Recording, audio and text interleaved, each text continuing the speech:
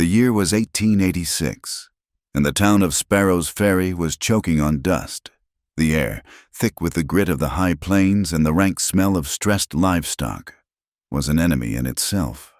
It coated the tongue and stung the eyes. At the center of the chaotic monthly market, a space of unnatural quiet had formed around Nora Ellery. She stood alone, clutching a soot-stained carpet bag. The noise of the auctioneers, the haggling over barrels of beans, and the clang of the blacksmith's hammer seemed to bend around her, isolating her as surely as if she were in a cage.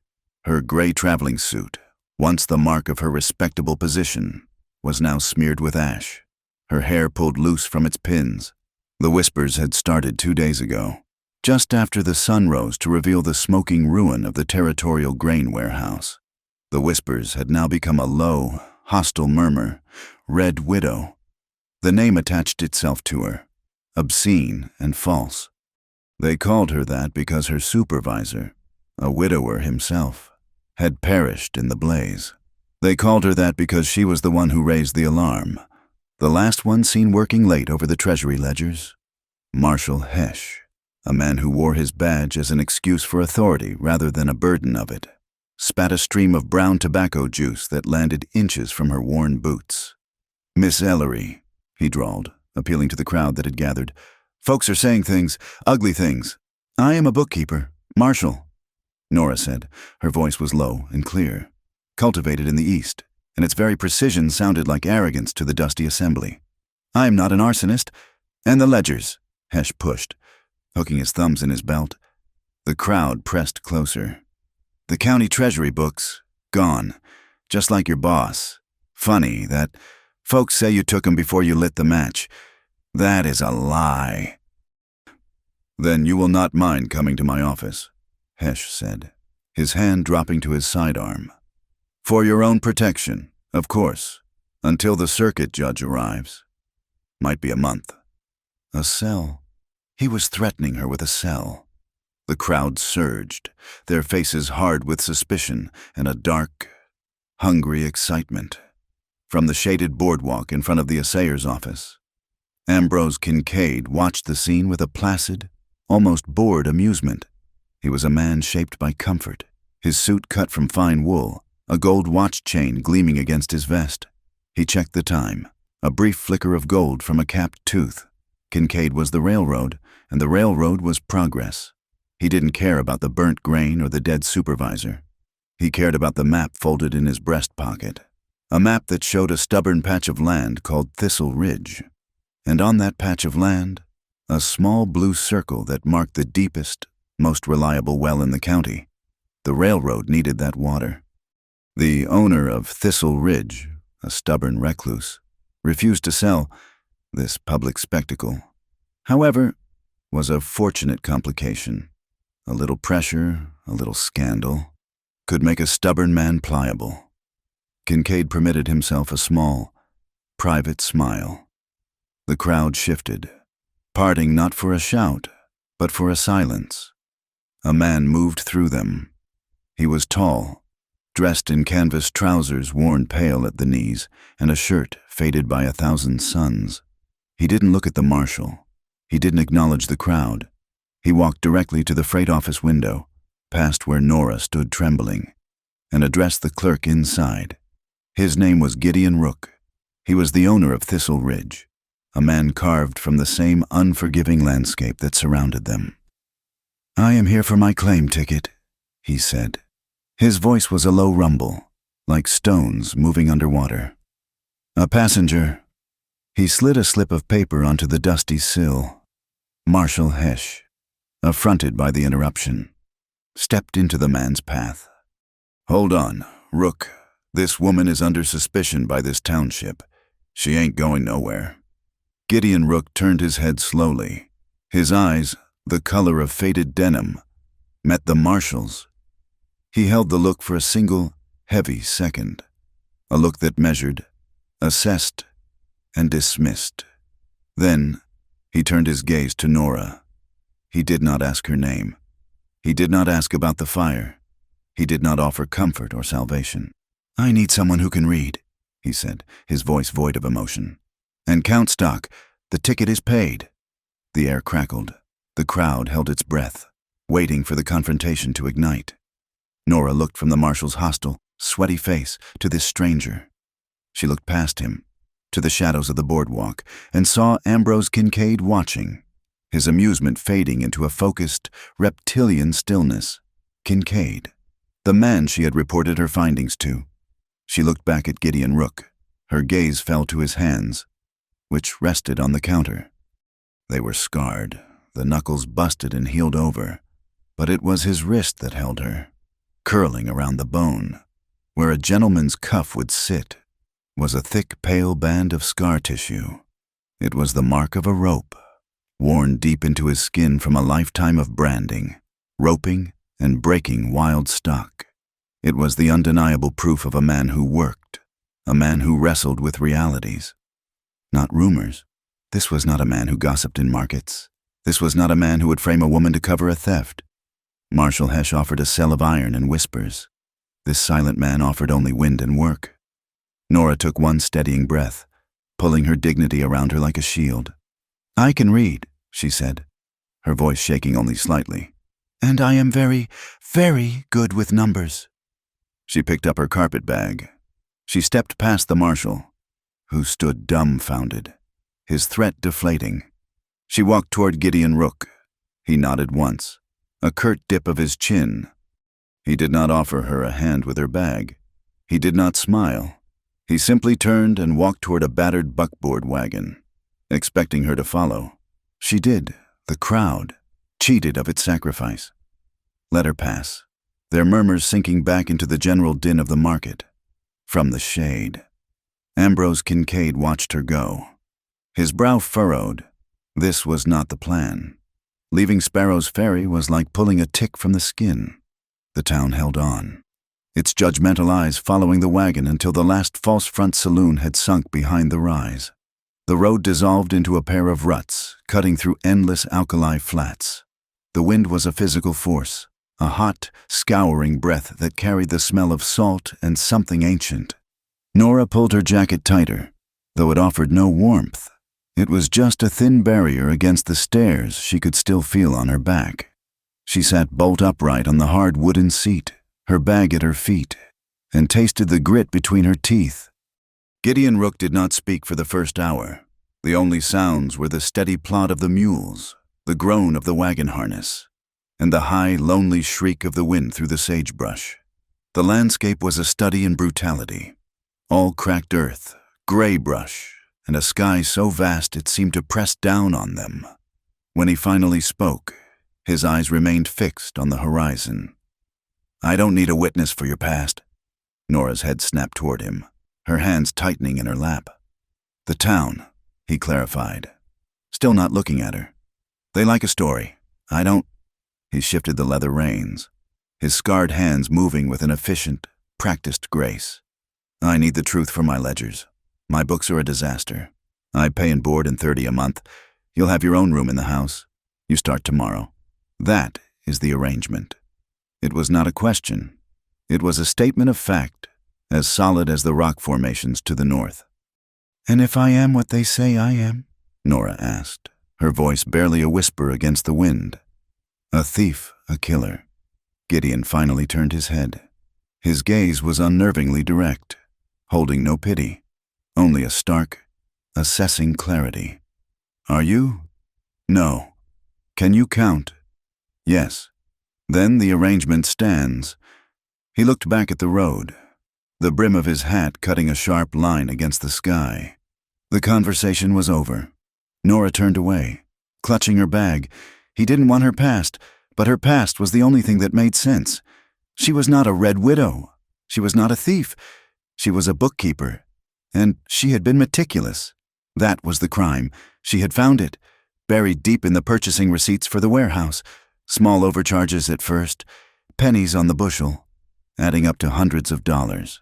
Then, a massive order for spring seed, paid for in full from the county treasury, but never delivered. The signature on the invoice was a masterful forgery of her dead supervisor's hand. She had been preparing her report for the territorial committee. She had been careful. She had told only one person, seeking advice on how to present her findings against such a powerful interest. She had told Ambrose Kincaid, the railroad liaison, the man who had been so encouraging of her diligence. 2 days later, the warehouse was a pyre. The ledgers she was using as evidence were ash.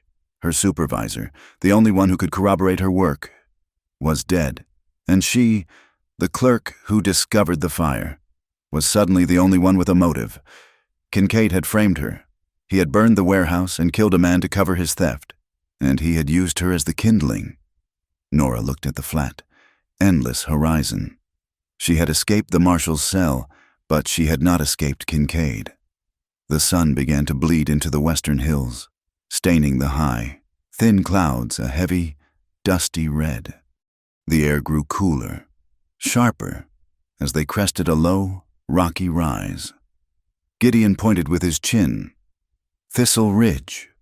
Nora looked, tucked into a fold of the land, sheltered from the worst of the wind.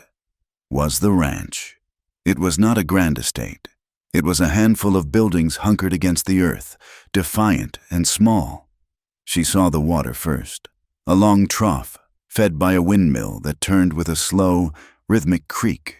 The Dry Needle River, glimpsed miles back, was just a dark, empty shadow in the twilight, but this place had its own water. The ranch itself was still a long barn, a corral, and a house built of rough-hewn timber. The joints chinked with pale mud. It looked forgotten, utterly isolated. As they rolled closer, another smell cut through the dust and sage. It was sharp, metallic, the biting scent of a blacksmith's forge. Gideon pulled the mules to a halt by the porch of the house. He set the brake, the wooden lever groaning in the quiet. He didn't move for a long moment, just sat and looked at his home. "This is it," he said. Nora listened. For the first time, she heard something in his voice besides utility. It was the sound of bedrock, the sound of a man who would not be moved. And as she sat there, tired to the bone, another scent drifted on the cooling air. It was faint, cutting through the smells of dust and animals. It was the clean, sharp tang of new pine tar, used to seal the roof against the coming winter. Someone was fighting to keep this place alive. Gideon swung down from the buckboard, his movements economical. He did not offer Nora a hand. She waited a moment, expecting the courtesy, then realized none was coming. She gathered her skirts and climbed down herself, her legs stiff from the long, rattling journey. Her boots sank into the fine, pale dust of the yard. The ranch was not just isolated, it felt suspended in silence. The only sounds were the tireless wind moving through the high grasses and the rhythmic, metallic complaint of the windmill. Rook Ranch. It was 3 structures and a web of corrals. A long, low barn for the horses, its roof patched with new timber. A smaller, taller structure for hay, leaning slightly to the east as if exhausted. And the house, it was built of rough timber, the boards nailed diagonally in a herringbone pattern that spoke of stabilization, a defense against the constant assault of the wind. The front door, the only spot of color, was painted a vibrant blue that had long since surrendered to the sun and grit, fading to the color of a robin's egg left too long in the light. From a 4th structure, a low-roofed shed built of stone and scrap, came the sharp, metallic smell she had noticed earlier, a heavy, rhythmic clang. Clang. Clang echoed from within, the sound of a heavy hammer striking hot iron. A man emerged, wiping sweat and soot from his face with a greasy rag. He was younger than Gideon, built with the same broad shoulders, but his movements were quicker, more agitated. He stalked toward them, his eyes fixed on Nora, his expression a mask of open suspicion. He stopped 10 feet away, favoring his left side, turning his head slightly to catch Gideon's voice with his good ear. "This is Nora Ellery," Gideon said. It was an introduction, not an explanation. "She'll be handling the books. My brother, Owen." Owen Rook did not offer his hand. He merely dipped his chin, a movement so slight it was almost an insult. His eyes, darker than his brother's, raked over Nora, taking in her ash-stained city suit, her soft hands, and the bag she clutched. He saw her as the town did trouble. He turned his gaze to Gideon. a silent, furious question in his eyes. "She works," Gideon said, answering the unasked question. Owen looked back at Nora, then spat a dark stream of tobacco onto the ground, purposefully close to her bag. He turned without another word and stalked back to the forge, the steady clang of his hammer resuming like an angry heartbeat. "Owen is the smith," Gideon said, his voice flat. "He's deaf on the right side. Stand to his left if you need him. He doesn't waste words." "I see," Nora said, her voice small. Gideon picked up her bag, his large, scarred hand swallowing the handle. "Your room." He led her inside. The house was one large main room with a cold fireplace, a heavy table, and 2 doors leading off the back. The air smelled of wood smoke, old leather, and coffee. It was starkly clean, but worn. Gideon gestured to the first door. "This is yours. The lock works." The lock. The detail landed on her like a small stone. He was offering her privacy, or perhaps just acknowledging the hard realities of the world. Her room was small, containing only a narrow iron bedstead, a washstand with a chipped porcelain bowl, and a small wooden crate stood on its end as a table. But the window was clean, and the bedding, though rough-spun, was laundered. "The desk is in the main room," he said from the doorway. "The books they're in the crate beneath it. Supper is at sundown." He left, closing the door softly behind him, leaving her alone in the crushing quiet of the high plains. She sat on the bed, the straw-filled mattress rustling beneath her. She was here. She had escaped the cell, but she had traded a cage of whispers for a cage of wind and silence. Work, he had said. Work was the arrangement. Work was the only thing that had ever made sense. She found the books, exactly as he'd said, in a wooden crate under a small, scarred desk in the corner of the main room. It was not a set of ledgers. It was a chaotic avalanche of paper. Receipts, invoices, and tally sheets were jammed into tobacco tins, spiked onto a rusty nail, or simply folded into a thick, disorganized pile. Gideon Rook's handwriting was a violent, near-illegible scrawl, written in fading pencil on the backs of old shipping manifests. Nora sighed. This was not bookkeeping. This was an excavation. She spent the next 3 hours sorting. She found receipts for cattle feed, tally sheets for horse sales, and dozens upon dozens of invoices for barbed wire. The name Bonnet Company appeared again and again. It was the general store in Sparrow's Ferry. The ranch's line of credit was perilously high. Gideon Rook was buying wire on debt, fencing a territory he clearly didn't have the cash to secure. She found a near-empty bottle of purple ink, the exact shade she had used at the treasury, and a clean, empty ledger, clearly purchased and then ignored. She sharpened a pencil with the small knife from her bag and began the slow, meticulous transfer of chaos into order. She built columns. She tracked expenditures. She cross-referenced the feed bills with the cattle count. And the numbers didn't match. Either the cattle were eating far more than they should, or there were fewer head than Gideon claimed. The sound of Owen's hammer stopped, signaling sundown. The 3 of them sat at the heavy plank table. The meal was as stark as the landscape, a cast-iron skillet of cornbread, the bottom of which was charred black, a pot of beans, watery and pale, tasting only of salt and the iron of the pot. Nora looked at the food, her stomach tight with anxiety. She was hungry, but the coarse meal felt alien. Beside her, Owen ate with a focused intensity, head down, using a piece of the burnt cornbread to shovel the beans onto his spoon. Gideon ate slowly, methodically, like a man who saw food only as fuel. He seemed unaware of the quality of the meal. Nora picked up her spoon and took a small, hesitant bite of the beans. They were bland, but nourishing. She carefully broke off a piece of the cornbread, avoiding the blackened crust. She was acutely aware of the 2 men, of the scrape of metal on the tin plates. The silence was heavier, more profound than any conversation. She felt lumpy, useless, a creature of ink and paper in a world of iron and grit. Gideon stopped eating. He was watching her, not with suspicion, but with that same flat, assessing gaze. He saw her struggling with the food, her polite, small bites. Without a word, he reached for the small tin of salt in the center of the table and nudged it across the rough wood until it stopped by her plate. Nora looked at the salt, then up at him. He gave her a smile, a brief, fractional lifting at the corner of his mouth that did not reach his eyes. It was not a smile of welcome. It was a smile of exhaustion, an acknowledgement of their shared, hard reality. He did not apologize for the food. He just offered the salt. She nodded, her throat suddenly tight. "Thank you."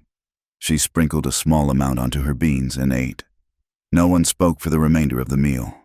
Later, the wind picked up, howling around the corners of the house. Then came the rain.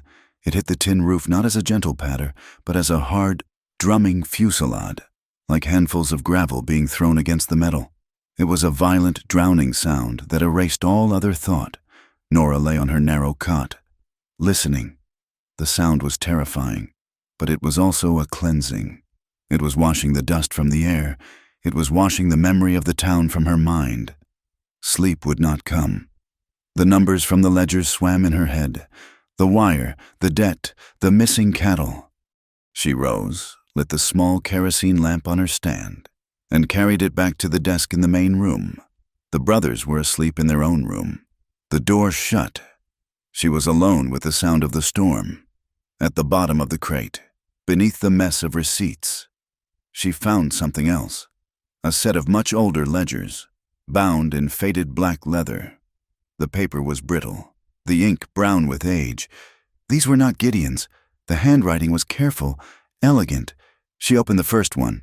It was a ranch journal, dating back 15 years.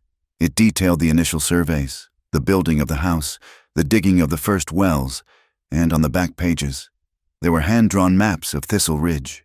She traced the property lines, the notations for grazing land, and she saw them. Small, strange X marks, drawn in that same purple ink she had found. They were clustered around the notations for the drilling sites. 1 by the house well, 3 by a spot labeled Lily Sink, and 5, a dense cluster of tiny crosses, next to a site in the far western pasture marked Blue Lark. It was a code, a bookkeeper's notation. She recognized it as a mark for verified or audited. Someone, long before her, had been meticulously tracking the water. The rain hammered the roof, and Nora Ellery, the Red Widow of Sparrow's Ferry, bent closer to the light, her past forgotten, her mind electric with a new puzzle. The morning broke sharp and clear, the world scrubbed clean by the storm. The air was cold, smelling of wet earth and sage. When Nora emerged, Gideon was already by the corral, saddling 2 horses. "We ride," he said, not looking up. "I need to check the Blue Lark. You need to see what you're counting." The Blue Lark well was in the farthest corner of the property. A 2-hour ride. It was not just a well. It was the artery of Thistle Ridge. Gideon explained it in his curt, factual way. The house well was reliable but shallow. Lily Sink was a seasonal cistern, but the Blue Lark was a deep, artesian spring, stone-lined and cold, tapping into an underground river that never ran dry. It was, he said, the deepest and most reliable water in the entire county. As they rode, Nora saw the land for the first time not as a threat, but as a map. She saw the grazing pastures, the dry riverbeds, and the new, taut lines of barbed wire that sectioned off the land.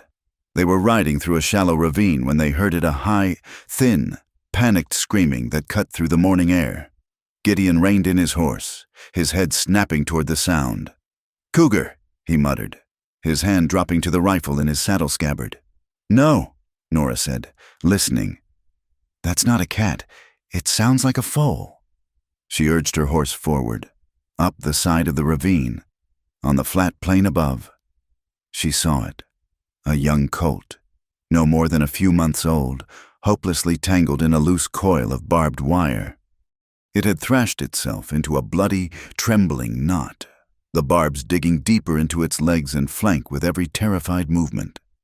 Gideon was off his horse in an instant, his rifle in his hand.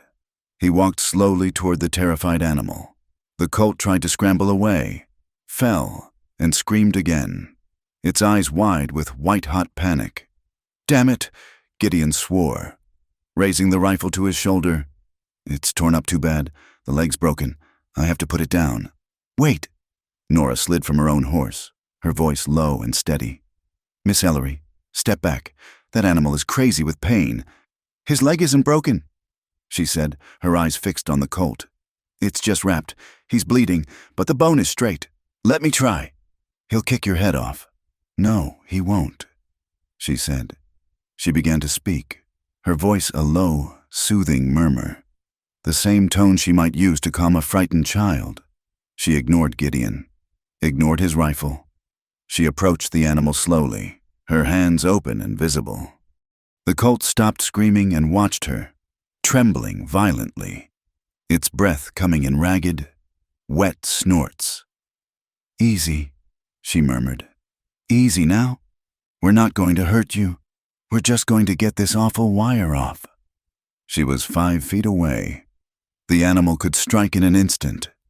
Gideon held his rifle steady, ready to fire, his face a mask of grim necessity.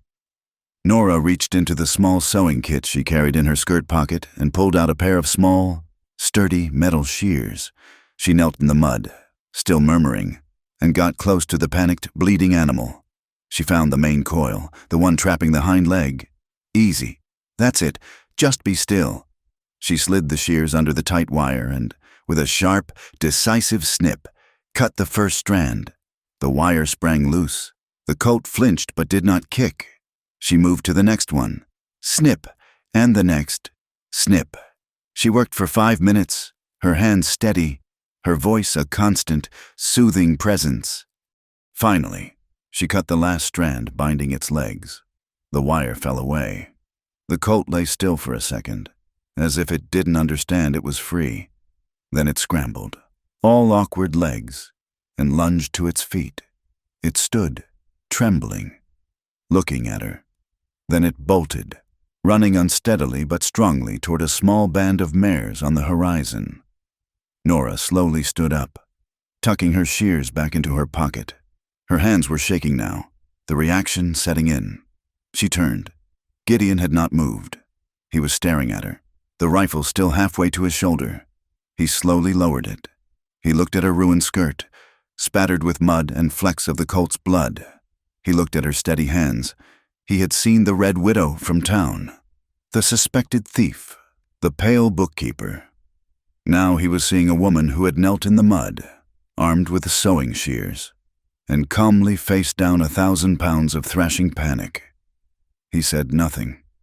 He just nodded, his gaze lingering on her for a moment longer than necessary.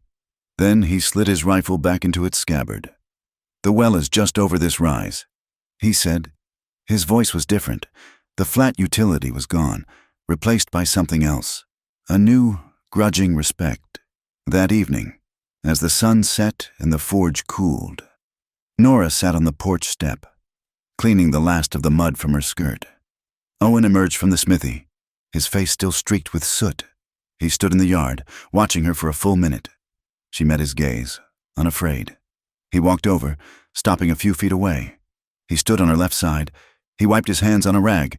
He pointed to her, then tapped his own chest. Then he held his hand flat, palm down, and mimed a horse's head and body. "Horse." Nora nodded, understanding. He cupped his hand and brought it to his mouth. "Water." She nodded again. Then he held his hand stiff, fingers together, and made a sharp, slicing motion across his other arm. He did it again, his expression suddenly intense. He pointed to her, then out toward the hills where they had ridden. Danger. It was not a lesson. It was a warning. Nora looked at him, then repeated the signs. She tapped her chest. She made the sign for horse, the sign for water. And then, meeting his intense gaze, she made the sharp, slicing sign for danger. Owen watched her hands. She had learned it instantly. He gave a single, curt nod. He turned and walked into the house for supper. The order she had created from the chaos of his finances was, in itself, a revelation. For the first week, Nora had done nothing but count. She cross-referenced the chaotic receipts, the scrawled tallies, and the few sparse entries in the old journals. She now knew, better than Gideon himself, the precise weight of his debt. She knew he had 34 fewer head of cattle than his own count, lost to rustlers or coyotes. And she knew he was spending nearly 60% of his meager income on barbed wire. This fence, this desperate, sprawling line of steel, was his obsession. But the numbers in the house were only half the story. The other half was written on the land itself. She took to writing the property lines alone, using the pretense of counting the grazing stock. Gideon, wary but increasingly preoccupied, allowed it. He and Owen were working from sunup to sundown, repairing the South Corral.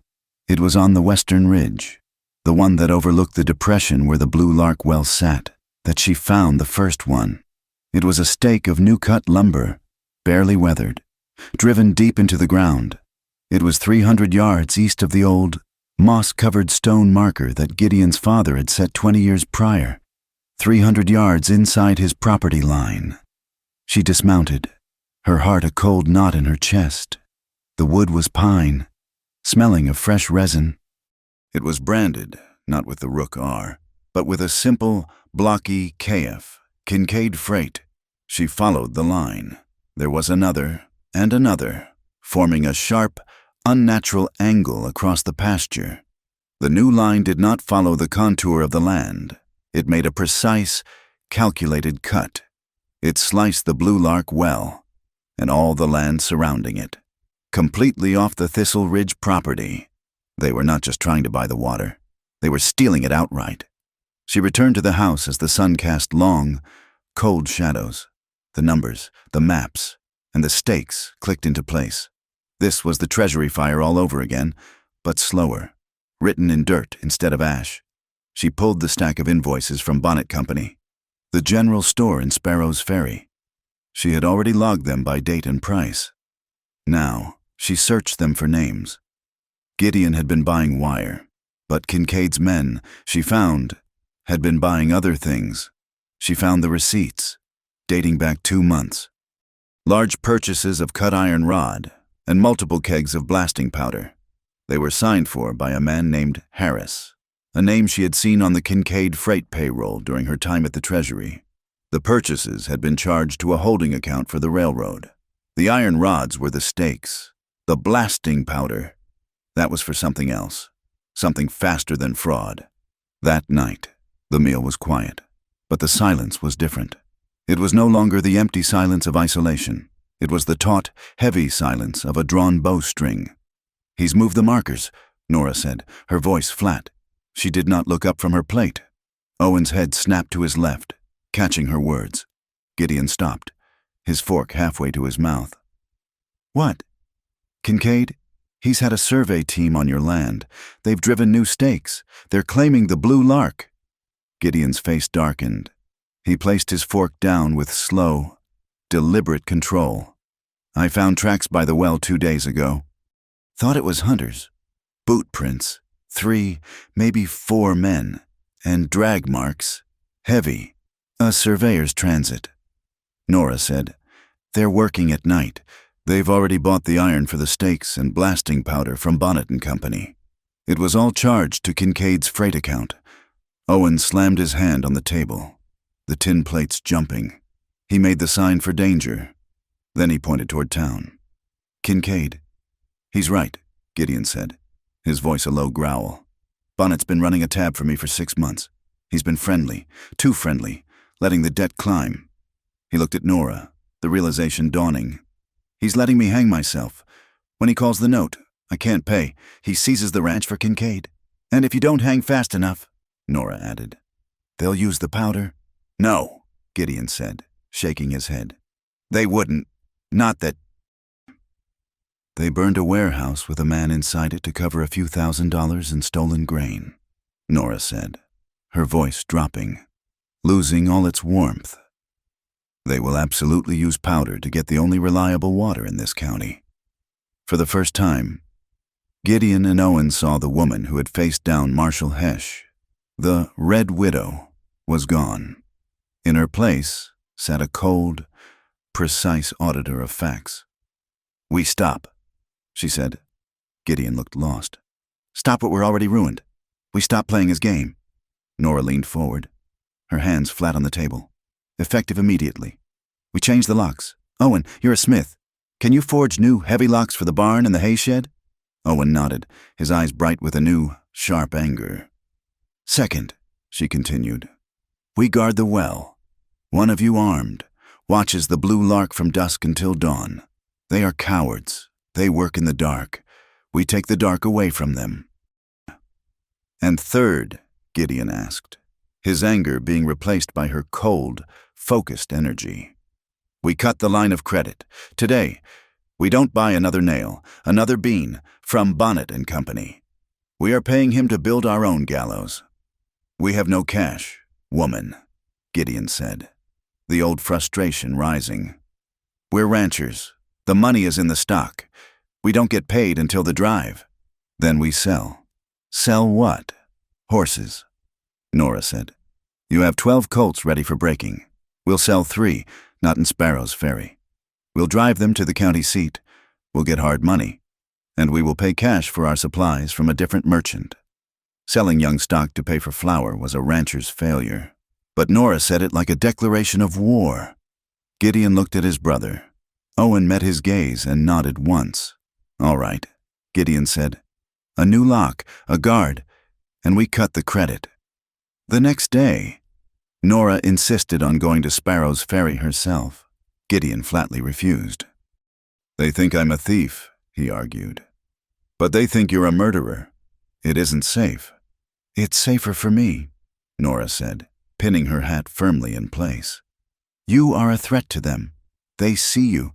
They see a man who will fight. They see me. They see a broken woman, a refugee you took in as a charity case, a half-mad widow. It's the perfect cover." She rode to town on the buckboard.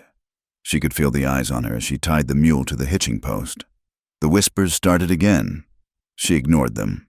She walked past Bonnet Company, whose windows were full of new rifles and gleaming saddles, and went to the smaller, dustier mercantile at the end of the street. She made her small purchases: flour, coffee, salt. It was late afternoon. The heat was building.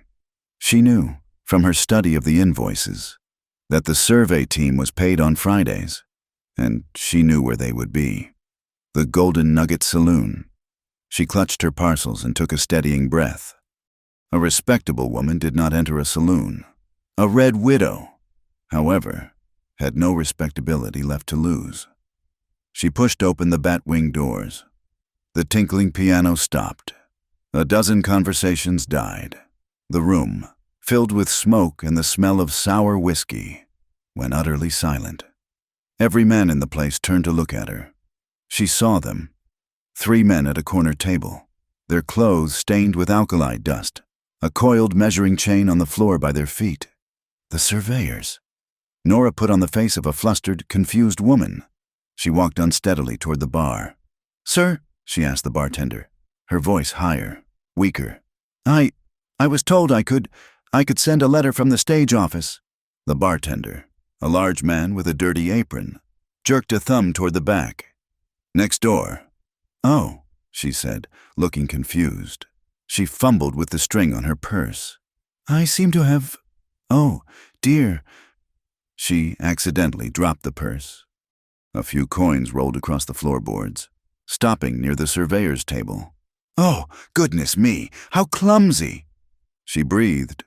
She bent down, her back to the bar, and began gathering the coins. She was now only a few feet from the men. Her head bowed, seemingly mortified. They had already dismissed her, turning back to their cards. "He's getting nervous," one of them muttered, his voice low. "Kincaid wants the new map filed by Monday." "He'll get it," said another. "That patch of rock isn't worth spit, except for the water. Rook's too stupid to know what he's sitting on." "He's stubborn, though," said the first. "What if the new line ain't enough to make him sell?" A third man, the one she'd recognized as Harris, laughed. It was a wet, ugly sound. "Then we moved to the second plan." Kincaid was clear. "You burn the hay. You burn his winter feed. A ranch can't survive the winter without feed. He sells the herd. He sells the land. It's simple. Nora's blood went cold as ice. Burn the hay. The lock Owen was forging suddenly seemed terribly small. Quiet, you fool, Harris hissed, glancing over his shoulder. Nora had gathered her coins. She stood up, her face flushed with what they would take for embarrassment. I am so sorry to have disturbed you, gentlemen, she whispered, and she hurried out of the saloon, the bat-wing doors swinging shut behind her. She did not allow herself to tremble until she was on the buckboard, the mules already moving, the town shrinking behind her. She had it. She waited until after the supper dishes were cleared. She waited until Owen had finished his rounds and come inside, barring the new, heavy door. She told them. Gideon's reaction was immediate and violent. He stood, his chair scraping loudly on the wood floor. That's it. I'm riding to the county seat. I'm getting Marshal Tanner. Not Hesh. Tanner. He'll listen. This is conspiracy to commit arson. No. Gideon, already halfway to the door, stopped. He turned to her, his face a mask of fury. What do you mean? No, did you not hear yourself? They are going to burn us out. And you will tell Marshal Tanner what? Nora's voice was the sharp, cold edge of a knife. That you heard a rumor that the Red Widow of Sparrow's Ferry, a woman suspected of arson herself, overheard a drunken conversation in a saloon. Kincaid will deny it. The surveyors will deny it. You have no proof. You have nothing. So we wait for the flames, he yelled, his control finally breaking. No. She was on her feet now, facing him. We don't get the law. We build a case. We create proof so hard that even a jury of farmers who can't read will understand it. She went to her desk.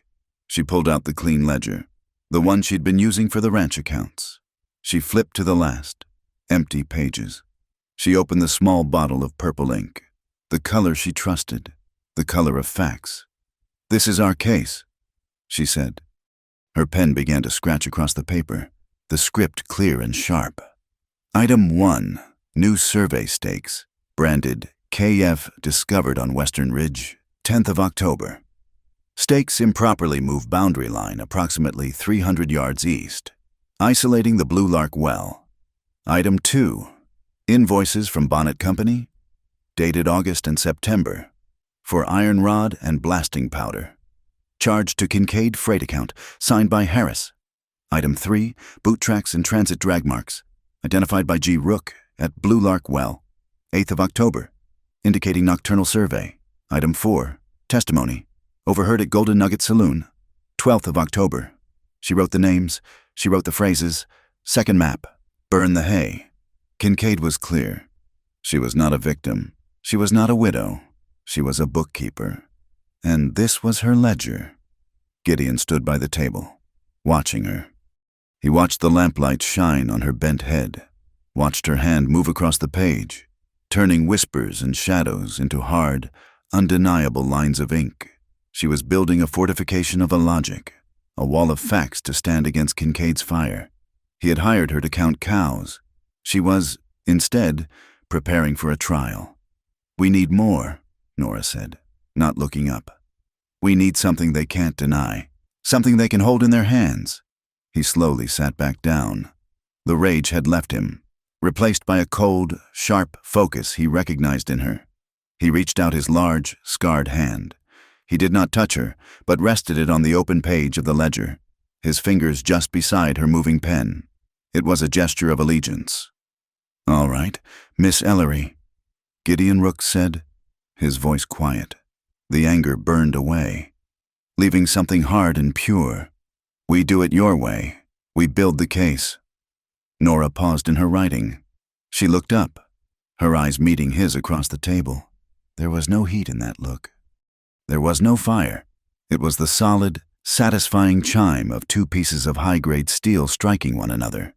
It was the first true moment of trust, and it was as strong and as unforgiving as the iron Owen hammered in his forge.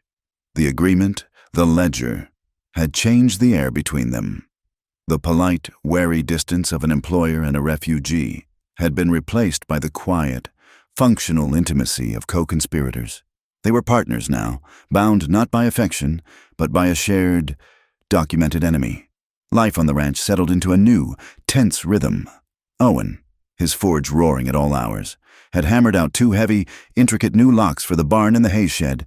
Gideon, his rifle now a permanent fixture, took the night watch, riding the fence line or sitting on the ridge overlooking the Blue Lark well. Nora, her ledgers now a weapon, found her own role shifting. She still kept the books, but she also mended the clothes, planned the scant meals to stretch their cash, and learned to read the sky. The sky, this night, was a threat. It was long past midnight. Nora lay on her narrow cot, but sleep was impossible. The wind had risen 3 hours ago, not as a steady push, but as a series of violent, shrieking gusts.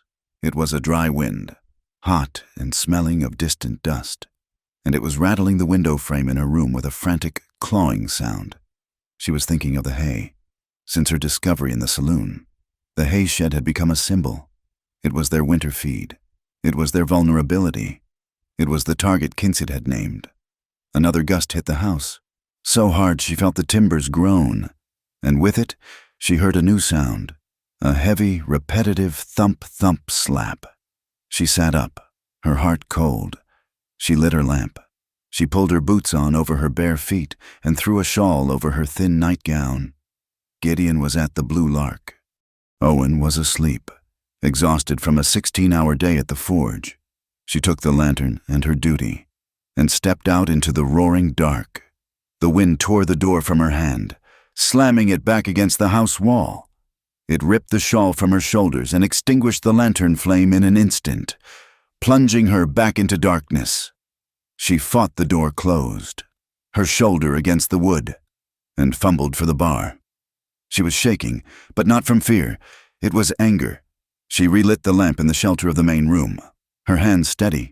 She found a coil of rope by the door, and this time she was prepared.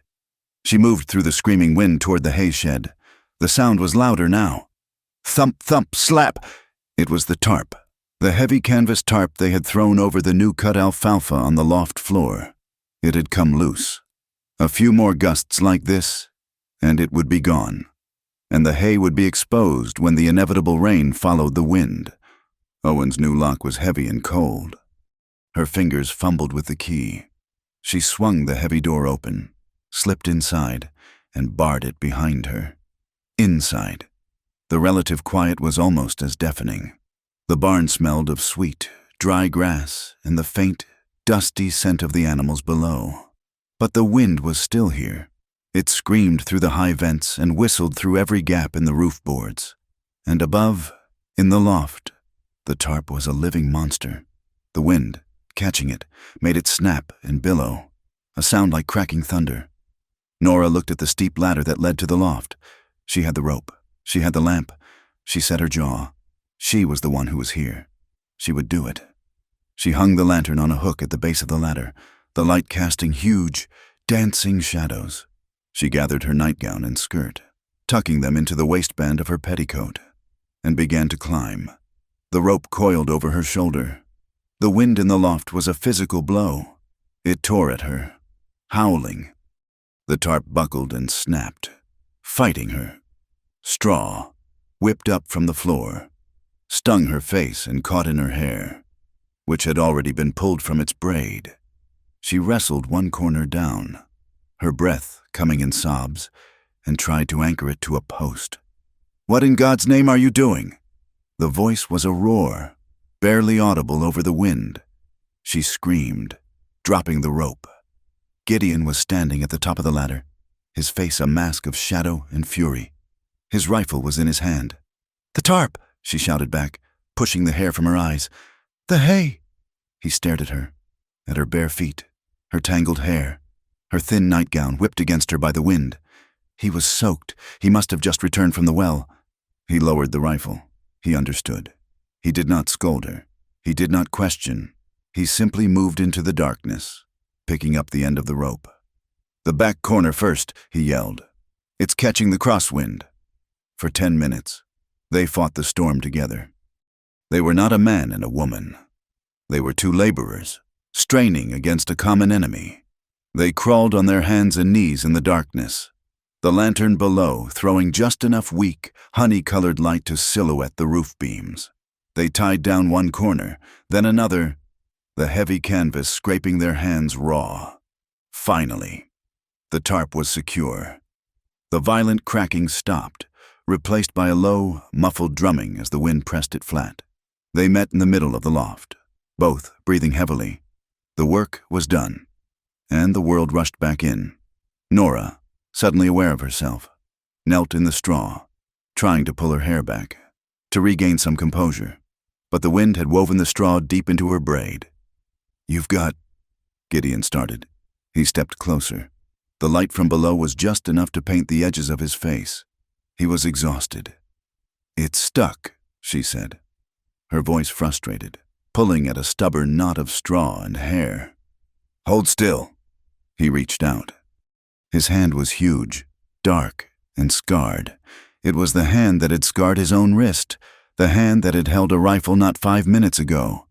It was not a gentleman's hand. It was clumsy. His thick, calloused fingers were not made for such delicate work. But he was gentle. He hooked a finger under the tangled strands, his touch surprisingly light, and began to carefully separate the straw from her hair. He was inches from her face. She could smell the rain on his coat, the salt of his skin.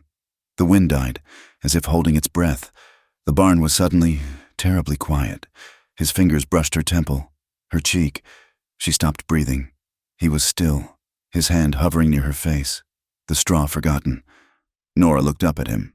She saw the exhaustion in his eyes, and something else, a deep, quiet hunger that had nothing to do with food. She pulled back, the spell broken. Her movement was too quick. Her foot, bare and slick with damp straw, slipped on the smooth wooden floorboard. She cried out as her knee hit the edge of a splintered plank. It was not a fall. It was a sharp, painful stumble. She pitched forward, and he caught her. His arms were around her waist in an instant, pulling her against his chest. It was like hitting a wall of solid rock. She was flush against him, her face buried in the rough, damp wool of his coat. "I'm all right," she whispered, her voice muffled. She tried to push away, but he held her, steadying her. "You're hurt," he said. His voice was a low rumble against her ear. She looked down. She had not been wrong. Her knee, she had caught it on the plank. A long, dark gash was welling with blood, staining the white cotton of her nightgown. "Sit," he commanded. It was not a request. He guided her to a low, solid bale of hay near the ladder, where the weak light could reach them. He knelt in the straw in front of her. "Let me see," he said. She hesitated, pulling her skirt down to cover the wound. "It's nothing, just a scrape." "It's a splinter, Nora. It'll fester." He did not reach for her. He knelt, waiting. His eyes, in the low light, were asking the question his voice did not. "May I?" She looked at his steady, patient form. This was not the greedy haste of Ambrose Kincaid. This was not the leering judgment of the town. This was the man who had offered her salt. She gave a small, almost imperceptible nod. His hand went to the hem of her nightgown. He gathered the fabric slowly, deliberately. He did not look at her face. He watched his own hands as he lifted the cloth, just to her knee, exposing the wound. The scrape was long, and a dark splinter of wood was embedded deep in the skin. "Stay still," he murmured. He pulled a clean kerchief from his pocket, from his belt. He took his canteen. He poured a small stream of clean water onto the cloth, the sound shockingly loud in the quiet barn. He began to clean the wound. His touch, which had been clumsy with her hair, was now incredibly precise. He was a man who knew how to fix things. He worked the splinter loose, his grip firm on her leg to hold it steady. She hissed once, a sharp intake of breath. "Almost," he said. He pulled the splinter free. Then he folded the kerchief into a pad and tied it firmly around her knee, his movements efficient and sure. His hands lingered. He did not release her. He was still kneeling, his head bent, his hands resting just above and below her bandaged knee. The silence stretched. The wind had not returned. The only sound was their breathing, which had somehow fallen into the same rhythm. Nora looked down at his dark, bent head. She felt the warmth of his hands through her thin gown. She felt the solid, steady presence of him kneeling in the straw. She did not know why she did it. It was an impulse, a need to know he was real. She lifted her hand and placed it, palm flat, on the center of his chest. His shirt was damp with rain and sweat, and dusted with chaff. Beneath her hand, she felt it, a heavy, powerful thump, thump, thump. It was the surest, most solid thing she had ever felt. He went absolutely still. Then, slowly, he covered her hand with his own. His skin was hot, his grip strong, trapping her hand against his heart. He raised his head. He looked at her, and the distance was gone. The world had shrunk to the space of a few inches, lit by the honey-gold light of the lamp. He leaned in. It was a slow, deliberate movement. It gave her all the time in the world to pull away. She did not. She met him. The first touch of his mouth was firm, chaste, but it was not enough. He shifted, deepening the kiss. It was not a polite, civilized kiss. It was real. It tasted of salt from his work, and the metallic tang of the rain, and faintly of sweet, dusty hay. It was a kiss of exhaustion, and shared fear, and a desperate, unspoken need. It was the first moment of human warmth she had felt in months, and she leaned into it, her hand pressing harder against his heart. Crack! A sound like a cannon shot exploded directly over their heads. It was followed, an instant later, by a sound she had never heard. It was not a patter. It was a roar. The rain, held back by the wind, had finally broken free. It hit the tin roof of the barn not as drops, but as a solid wall of water. It was a deafening, drowning, violent cascade of noise. The shock of it broke them apart. They stared at each other, stunned by the sound, their breath coming in white puffs in the suddenly cold air. Gideon was the first to move. A slow smile spread across his face, a genuine smile that reached his eyes, crinkling the corners. Nora, her heart hammering against her ribs, found herself smiling back. They had been caught, not by a person, but by the storm itself. They had stolen a secret, and the storm was applauding them with thunder. Gideon did not let go of her hand. He lifted it from his chest, turning it over, his thumb brushing the dust from her palm. He had to speak loudly to be heard over the hammering rain. "We don't need to rush." He looked up, his eyes holding hers. The smile was gone, replaced by a raw sincerity. "Here," he said, his voice a low rumble beneath the storm. "There's just the smell of hay, the rain, and you." Nora felt the last knot of fear, the one she'd carried from Sparrow's Ferry, the one that Kincaid had tied so tightly, finally come undone. She let out a long, shaky breath. She leaned forward, not for a kiss, but just to be close. She rested her forehead against his. His skin was warm, a stark contrast to the cold air. She closed her eyes. This was not love, not the word she knew from books. It was something heavier and stronger. It was the feeling of an anchor finding bedrock in a storm. It was safety. Below them, in the dark stalls, a horse stomped a hoof and whinnied, a nervous, earthy sound that grounded them. Gideon stood, his hands on her waist, and pulled her gently to her feet. He tested her knee. She put weight on it. She was steady. He did not release her. He kept one hand, tangling his fingers with hers. They did not speak again. There was nothing left to say. They stood side by side in the hayloft, their hands clasped tight, and listened to the violent, cleansing roar of the rain on the roof, letting the night hold the promise they had not yet dared to name. The kiss in the hayloft had forged a new, unspoken bond. But the realities of their war did not pause for it. The very next morning, Nora finalized her letter. It was a formal complaint, addressed to the Territorial Land Office at the county seat, detailing the evidence of the false survey stakes. It was co-signed by Gideon Rook and 2 other small ranchers he had managed to rally. "It must be posted," Nora stated, her voice firm. We need a record.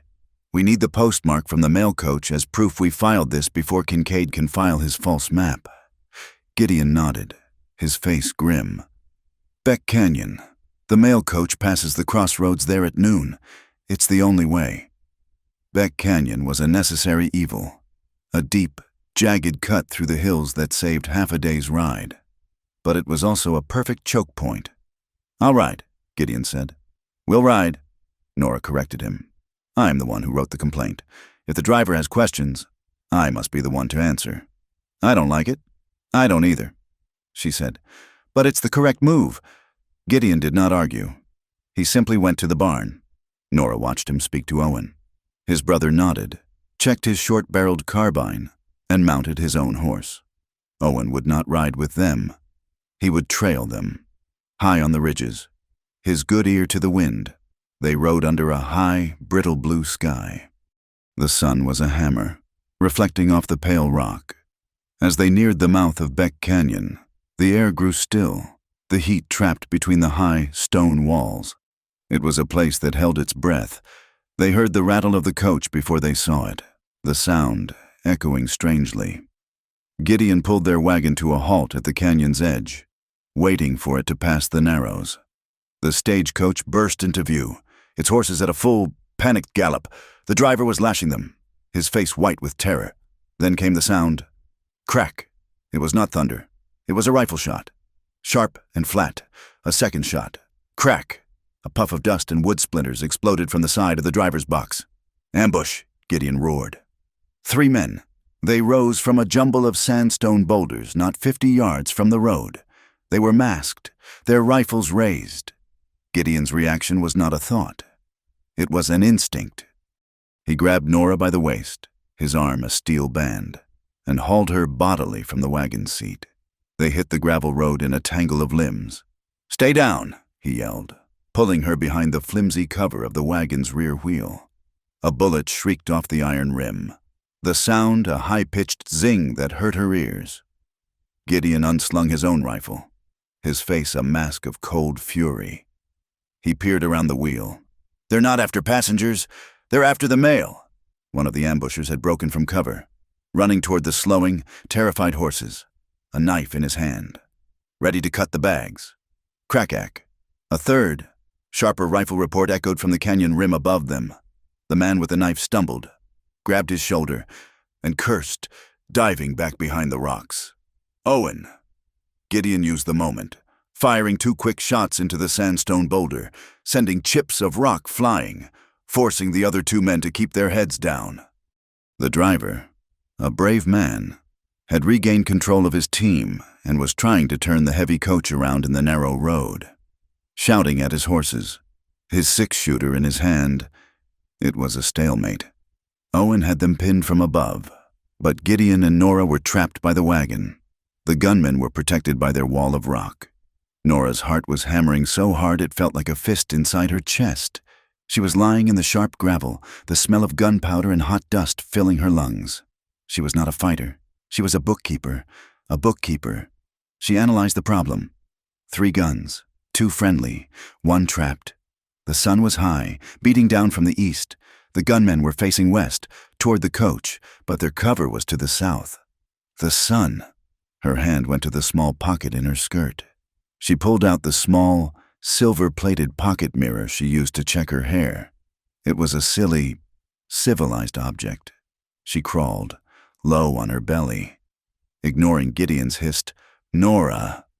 Moving 6 feet to the side, past the cover of the wagon, she was exposed, but she had a clean line of sight. She angled the mirror. She caught the relentless, white-hot sun. She aimed it, a sharp, brilliant star of light, as blinding as a magnesium flare, flashed directly onto the rock hiding the lead gunman. He cried out, a muffled curse, throwing his arm up to shield his eyes. "What in the—" "My eyes.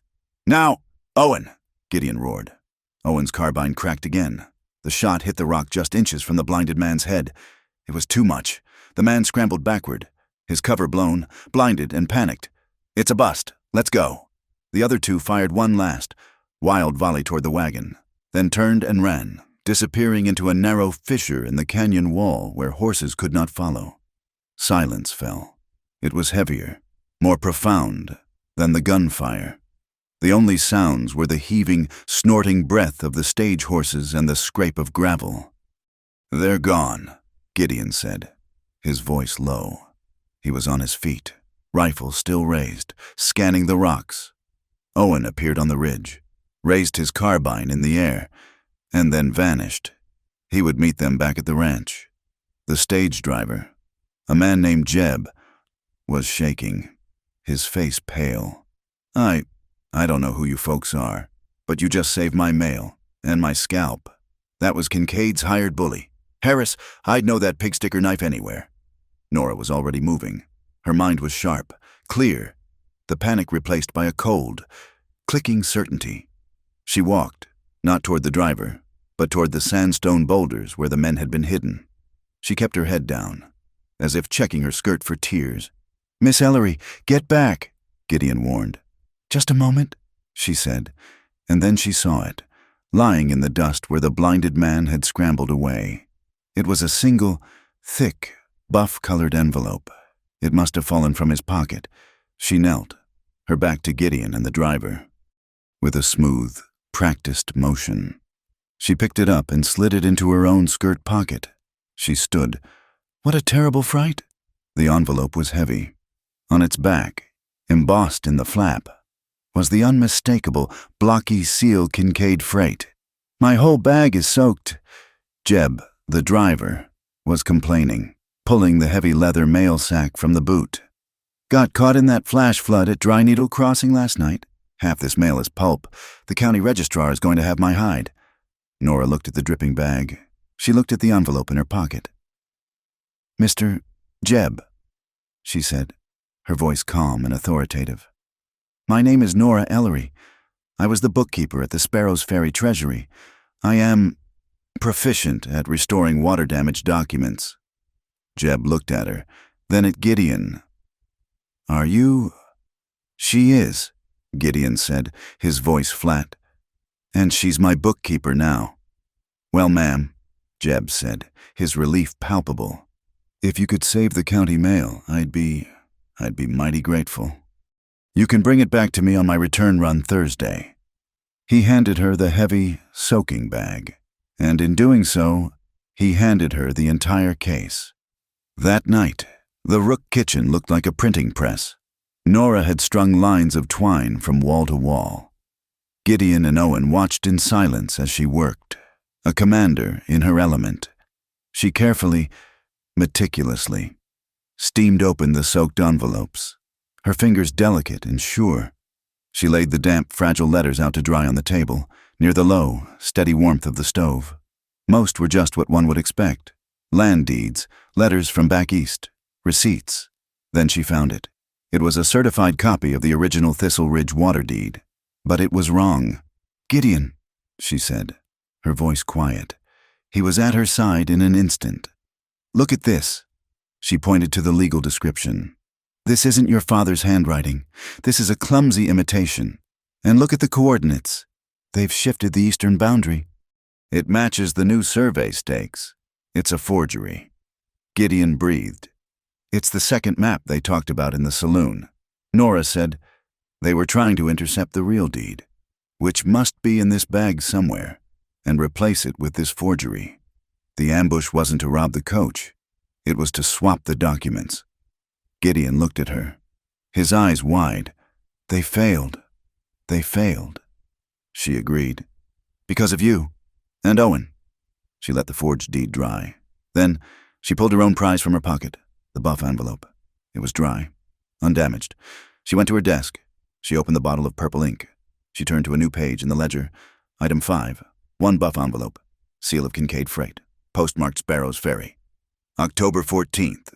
Recovered from site of Beck Canyon ambush. October 15th. Addressed to Mr. A. Harris. General delivery. Item 6. 1 forged copy of Thistle Ridge water deed. Recovered from water-damaged mail. Same date. She cataloged it all. The clumsy handwriting, the specific errors in the coordinates, the name Harris, which matched the blasting powder receipts. Gideon just watched her. He had lived his life by the strength of his back and the speed of his hand. He was watching a woman fight a war with a pen, and she was winning. He had never seen anything like it. She was not just a survivor. She was a general. The news of the ambush hit Sparrow's Ferry like a lightning strike. By the next afternoon, the town was buzzing. Road agents, they called them, daring daylight robbery. Ambrose Kincaid, in a masterful stroke of theater, was the loudest in his condemnation. He strode into the Golden Nugget Saloon, his face a mask of civic fury. An attack on the mail is an attack on us all, he bellowed, throwing a heavy leather pouch onto the bar. This lawlessness will not stand. I am personally offering a reward of $100 for the capture of these outlaws. The town cheered him. Ambrose Kincaid, the pillar of the community, was protecting them. Back at Thistle Ridge, Nora read the reward poster Gideon had brought back from a neighboring ranch. She smiled, a cold, thin smile. He's offering a reward for his own men, she said. He knows Harris failed. He knows the forged deed is missing. He's trying to control the narrative. She carefully folded the forged deed in the buff-colored Kincaid envelope. She walked to her room. She knelt by her small cot. She pulled out her wooden sewing box. It was a simple thing, filled with spools of thread, needles, a thimble, and her small metal shears. She lifted the false bottom. She placed the forged deed and the Kincaid envelope inside, on the bare wood. She replaced the tray of thread. She closed the lid. The evidence was safe, hidden in plain sight, in the one place no gentleman, no thief, and no killer would ever think to look. Kincaid's attempt on the mail coach had failed, but the High Plains had their own arsenal. The rain that had hammered the roof in the hayloft was a cruel memory. Now, the sun was the enemy. The drought came on not like a slow sickness, but like a sudden fever.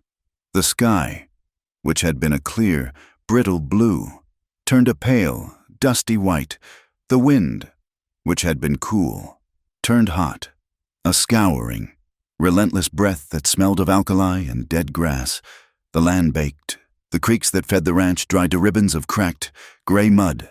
The great seasonal cistern on the north pasture, Lily's Sink, which should have been full from the storm, was now a baked, gaping wound in the earth, its bottom a mosaic of cracked clay. And the cattle, their lifeline, grew desperate. They were no longer docile. They were thin, and their lowing was a constant, frantic complaint. They smelled the water. They smelled the deep, cold promise of the Blue Lark well, 3 miles away, and it drove them mad. The first fence broke on a Tuesday.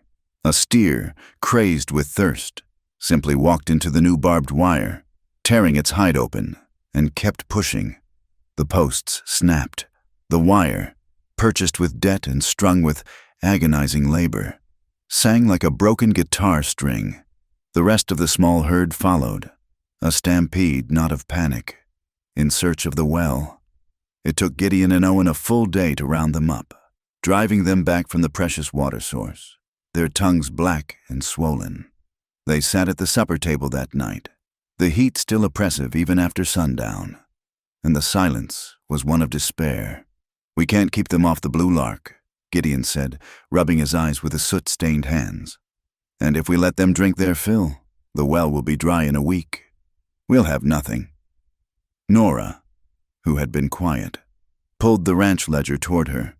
She opened it to a clean page. She took her pen and the bottle of purple ink. If we can't control the land, she said, her voice clear and precise, we will control the time. Gideon and Owen just stared at her. Owen, she said, looking directly at him, to his left. You have the forge. You can build 4 heavy gates for the corrals. Gideon, you and I will restring the wire, but not as a pasture fence, as a chute. We will drive the entire herd into the main corral. We will force them to be orderly. And then what? Gideon said, his voice flat. Watch them die in a pen.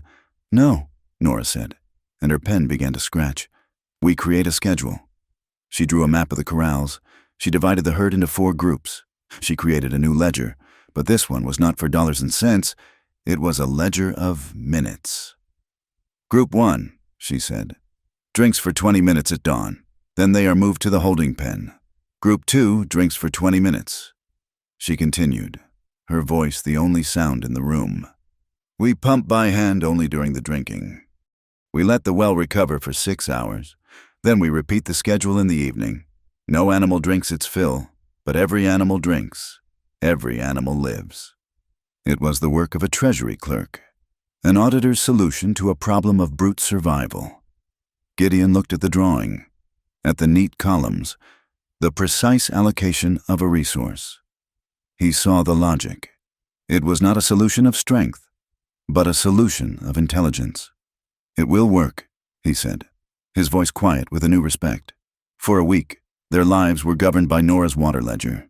They lived by the clock, their days defined by the rhythmic clank, clank, clank of the hand pump and the lowing of the thirsty cattle. It was grueling, exhausting work, but it held.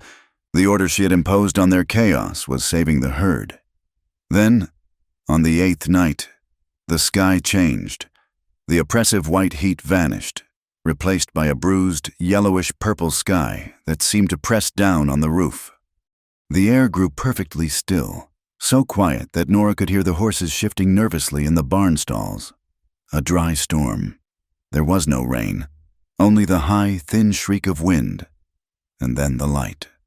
A flash of blinding, blue-white light illuminated the entire ranch, stark and skeletal as a photograph. It was followed, a second later, by a crack of thunder so violent it shook the very foundation of the house. "Gideon!" His voice was a roar from the porch. He was already outside, pointing. Nora ran out, her heart in her throat. The smell hit her first, not rain, but ozone and smoke. A single, vertical rip of lightning, not a crack but a tear in the sky, had struck the earth. It had struck the tallest, driest thing on the ranch. The hay shed. It was not yet a fire. It was a single, incandescent point of orange on the roof, just below the peak. "The tarp!" Gideon yelled. The canvas tarp, the one they had secured, was now acting as tinder. "Owen!" Gideon bellowed, running toward the barn, grabbing the buckets from the trough. Owen burst from the house, pulling on his boots, his face pale in the strange light. As they watched, a second gust of wind hit the smoldering point. The canvas peeled back, and the dry, sweet alfalfa beneath it blossomed. It did not catch fire. It exploded. A column of brilliant orange flame roared 50 feet into the black sky. The hay shed was a torch. "The horses!" Owen yelled, his voice raw. He ran, not for the fire, but for the main barn, which was downwind. Sparks, carried on the rising heat, were already landing on its roof. "The well!" Gideon grabbed Nora's arm. "Buckets now!" The next hour was a vision of hell. The heat was a physical blow, a scorching presence that drove them back. The fire did not crackle, it roared, a deafening, hungry sound. Gideon and Nora formed a desperate line. He ran to the well, worked the hand pump in a frantic, jerky rhythm, filled 2 buckets, and ran back. Nora, her face and nightgown black with soot, grabbed one, ran as close as she dared, and threw the pathetically small splash of water onto the base of the inferno. It was like spitting on a furnace. The water vanished in a cloud of angry steam. She ran back, coughing, her lungs burning. He was already there with 2 more buckets. She grabbed one. He grabbed the other. They ran forward. They ran back, inside the main barn. She could hear Owen shouting, his voice tight with panic, trying to calm the screaming. Terrified horses. He was cutting them loose, driving them out of the corral and into the open pasture, slapping their flanks to save them from the smoke and falling embers. "It's too fast!" Nora cried, her voice tearing. The smoke was a physical, choking thing. It was thick, oily, and black, filling her lungs, making her blind. "Don't stop!" Gideon yelled, his face demonic in the firelight, sweat and soot carving canyons on his cheeks. "We have to save the walls." They weren't fighting to save the hay. That was gone. They were fighting to save the structure itself. Nora grabbed another bucket. The heat was blistering, peeling the paint from the house. 50 yards away. She ran forward, her head down. She threw the water. She turned, but the smoke, a solid black wall, shifted with the wind and engulfed her. She couldn't see. She couldn't breathe. Her lungs, desperate, inhaled. But there was no air, only the acrid, burning poison. She saw Gideon, a tall, dark shape against the orange hell, turn toward her. She tried to call his name. No sound came out. Her knees buckled. She was a bookkeeper. She was not made for this. She just folded. A puppet with its strings cut. She dropped the bucket and fell, senseless, onto the hot, dry ground. Gideon saw her go down. He saw the small, dark shape of her body collapse. He was holding 2 full buckets of water, the ranch's life, the fire, his land. He dropped the buckets. The water, more precious than gold, splashed and hissed on the hot ground. He didn't notice. He didn't care. He covered the 20 feet between them in 3 strides. He scooped her up from the ground as if she weighed nothing. Her head lolled back, her face a pale, ghostly white under the mask of soot. He ran, carrying her away from the inferno, past the house, to the small patch of green grass near the vegetable garden, the only place where the dew still settled. He laid her down on the cool, damp earth, his movements frantic. "Nora, Nora, breathe."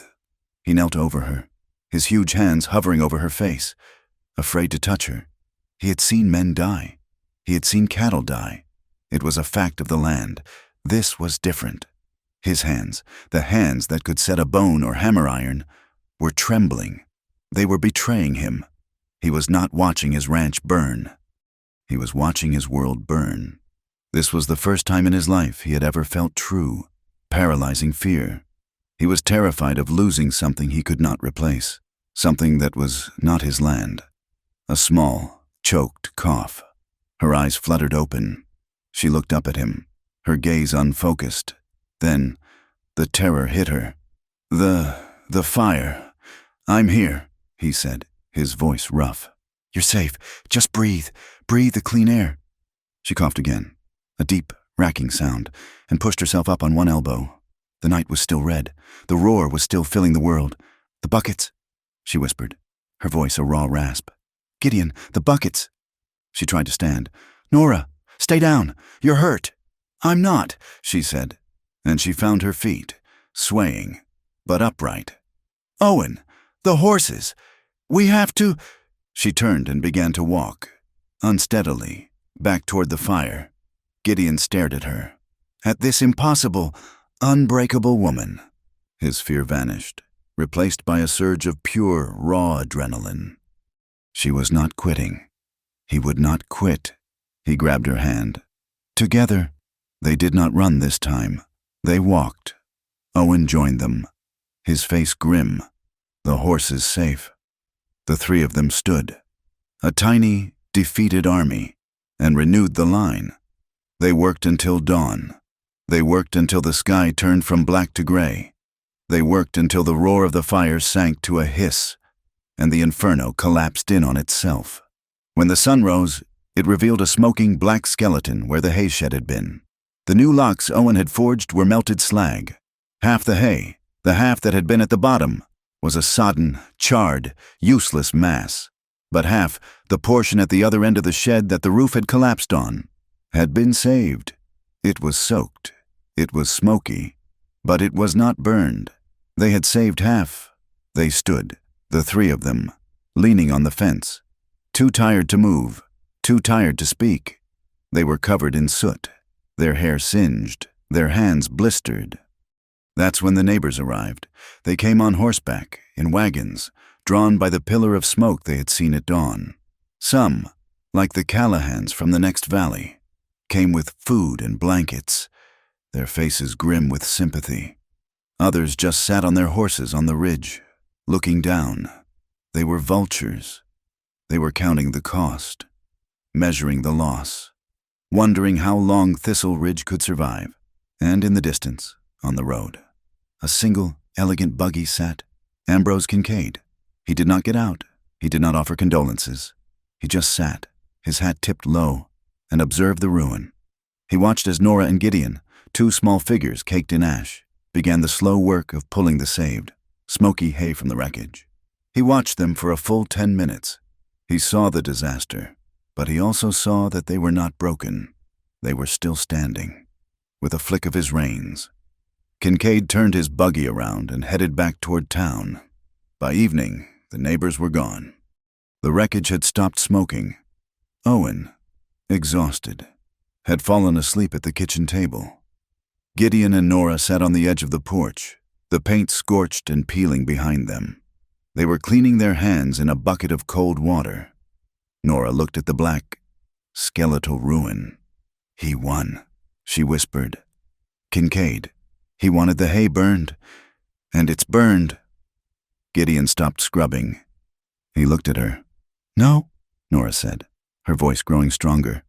She put her small, blistered, soot-stained hand on top of his. His skin was raw. "He didn't. We saved half the feed, and he didn't touch the barn.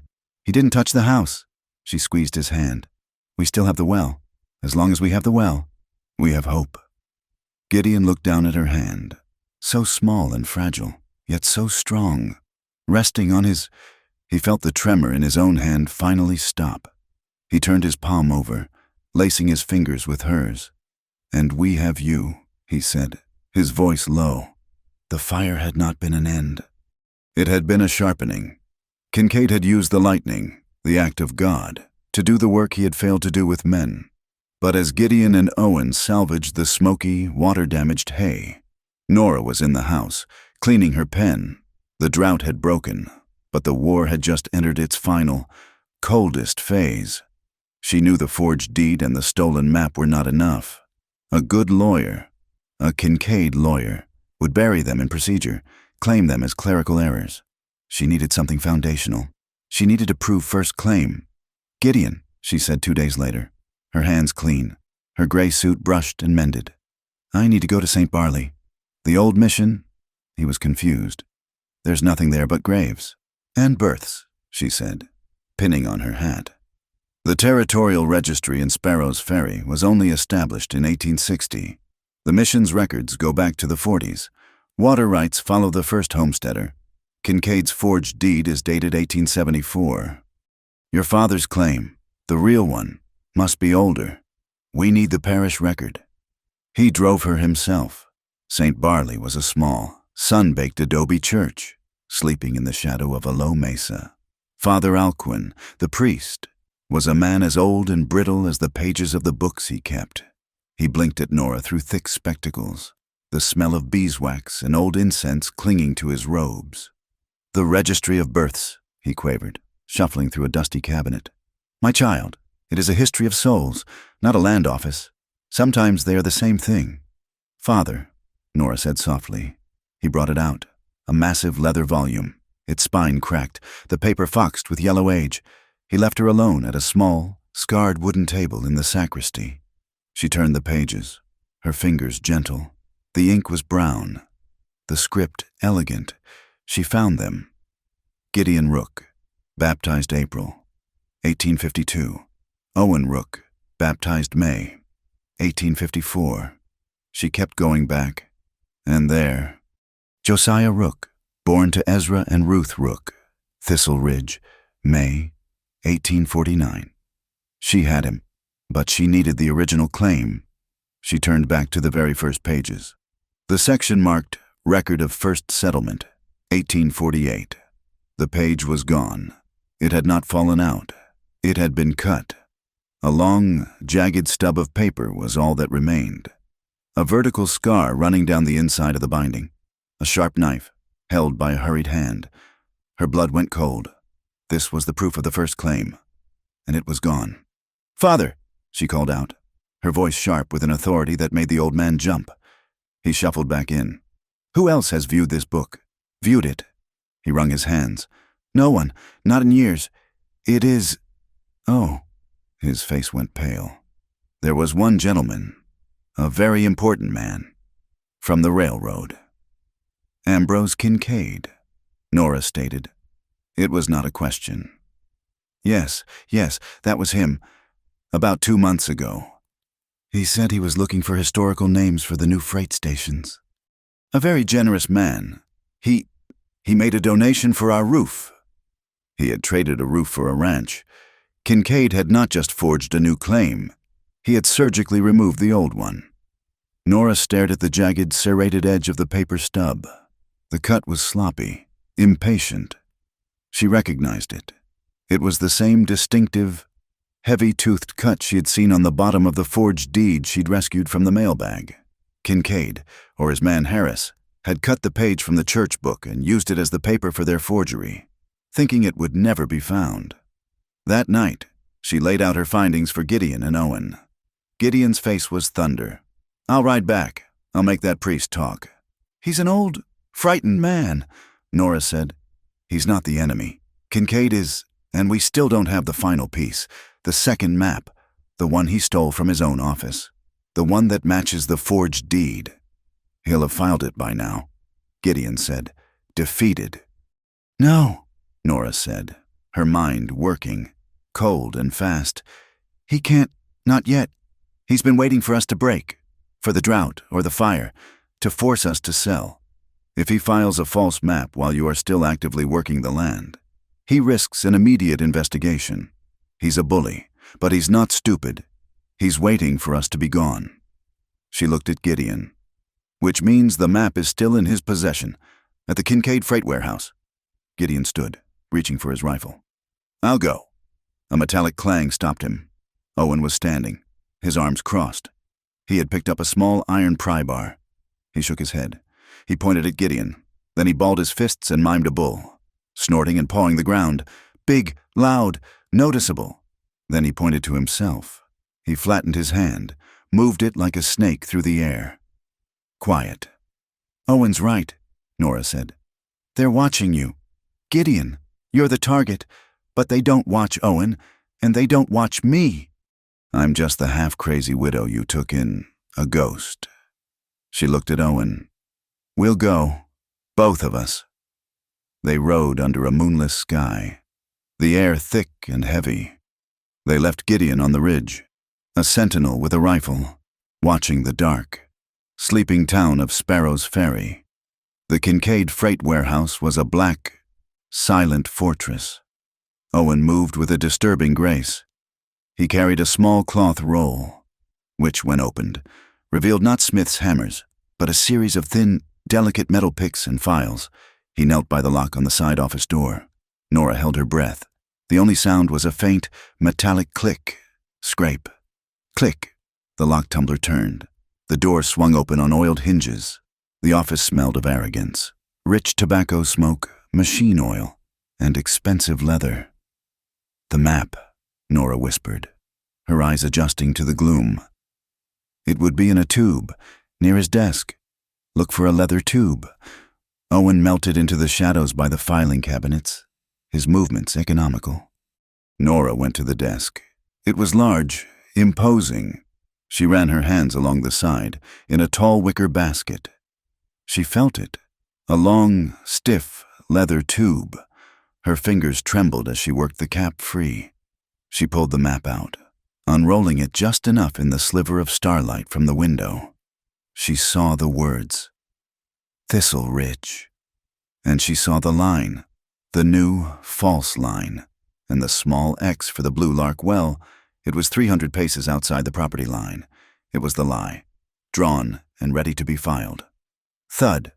A heavy footstep from the main warehouse floor. They both froze. A line of yellow light appeared under the door connecting the office to the warehouse. A lantern.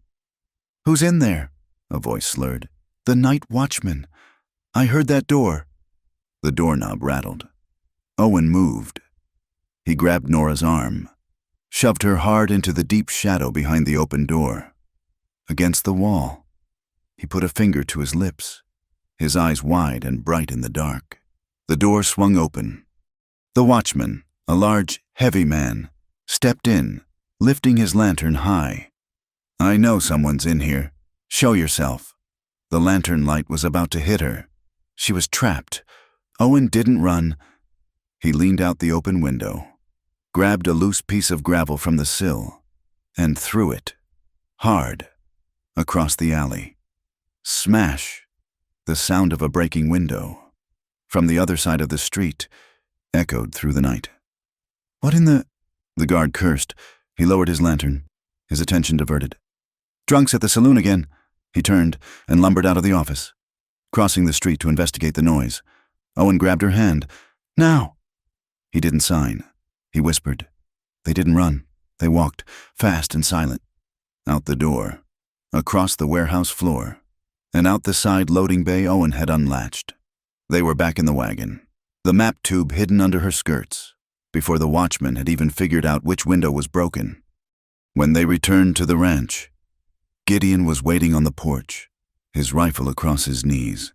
He saw the tube in her hand, and the tension went out of him in a single, long breath.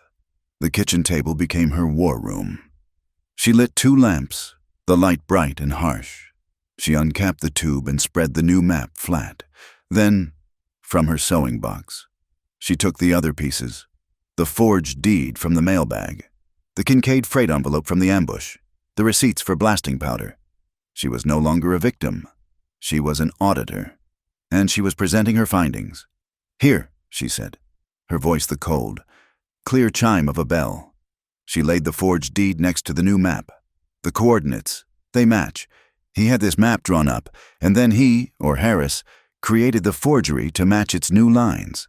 Her finger moved to the signature on the forged deed. He tried to copy the old registrar's hand, but look. She pulled out the receipt for the iron stakes. The one signed by Harris. The loop on the H, the way he breaks the S. It's the same hand. Harris is the forger. Harris was at the ambush. Harris works for Kincaid. She reached for a clean sheet of paper and the bottle of purple ink. "A complaint to the circuit judge," she wrote, her script precise and sharp. She did not write a letter. She wrote a ledger of crimes. Item conspiracy to defraud. She detailed the false survey stakes, attaching the new map. Item forgery of public documents and obstruction of federal mail. She attached the forged deed. The K. She detailed the saloon testimony. Item theft and destruction of county records. She described the page torn from the St. Barley registry. It was a fortress of ink, logical and irrefutable. The next day, Gideon took the complaint and rode. He did not go to Sparrow's Ferry. He rode to the other ranchers, the ones Kincaid had already picked apart, the Callahans, the Dunns, the Millers, men who had been forced to sell their water rights for pennies, men who had lost their grazing land to Kincaid's encroaching fences. He brought them back, 4 men and 2 women, their faces worn, their clothes threadbare. They filed into the Rook kitchen, looking at Nora with suspicion and fear. "This is it," Gideon said, his hand flat on her report. "This is the case. Everything he's done, to us and to you. We're filing it with the circuit judge in Wapiti County tomorrow, and we are all signing it." One of the men, Miller, shook his head, his hat in his hands. "I can't, Mr. Rook, Kincaid. He'll see me ruined." "He has ruined you, John," Nora said, her voice quiet, but carrying. "He took your land. All he left you was your fear." She dipped the pen in the purple ink and held it out. "The judge will listen to 1 man, but he will be forced to act by 7. Sign." Miller looked at the pen, then at his own calloused hand. "Ma'am, I can only make my mark. An X." An X was anonymous. An X was the signature of a victim. "No," Nora said. She stood, went to him, and gently took his rough hand. "Your name is yours. You will not sign with a mark." She placed his hand on the paper. "This is a J. For John, push." For an hour, she taught them, in the light of the kerosene lamp. Nora Ellery, the bookkeeper, taught these 6 grown, beaten people how to write their own names. Gideon watched from the corner, his heart aching. She was giving them back their power, 1 letter at a time. 1 by 1, they signed, not with an X, but with their names, written straight and proud. A row of signatures, as strong and true as a new fence line, an army of ink. That night, the eve of the hearing, the ranch was quiet. The complaint was filed. The judge, roused by the severity of the charges, had agreed to an emergency session. Gideon found Nora by the corral. She was just standing, staring at the black skeleton of the hay shed. "It's all right," he said. "I'm terrified," she whispered, not looking at him. "Tomorrow. In that room. With him." He said nothing. He just held out his hand. She took it. He led her to the main barn. He climbed the ladder to the loft, and she followed. The air was different now. The smell of smoke was gone, replaced by the sweet, dry scent of the salvaged hay. The moon was high, and a perfect silver square of light fell through the high vent, illuminating the space where they had first kissed. He turned to her in the darkness. He did not kiss her. He just opened his arms. She walked into them. She pressed her face against his chest, her hands gripping the rough fabric of his shirt. He wrapped his arms around her, holding her so tightly she could feel his heart beating, slow and steady, against her cheek. It was not a gesture of passion. It was a gesture of solidarity. It was two people, braced for impact. They stood there, silent, for a long time, just holding each other. "After tomorrow." Gideon murmured into her hair. "Don't," she whispered.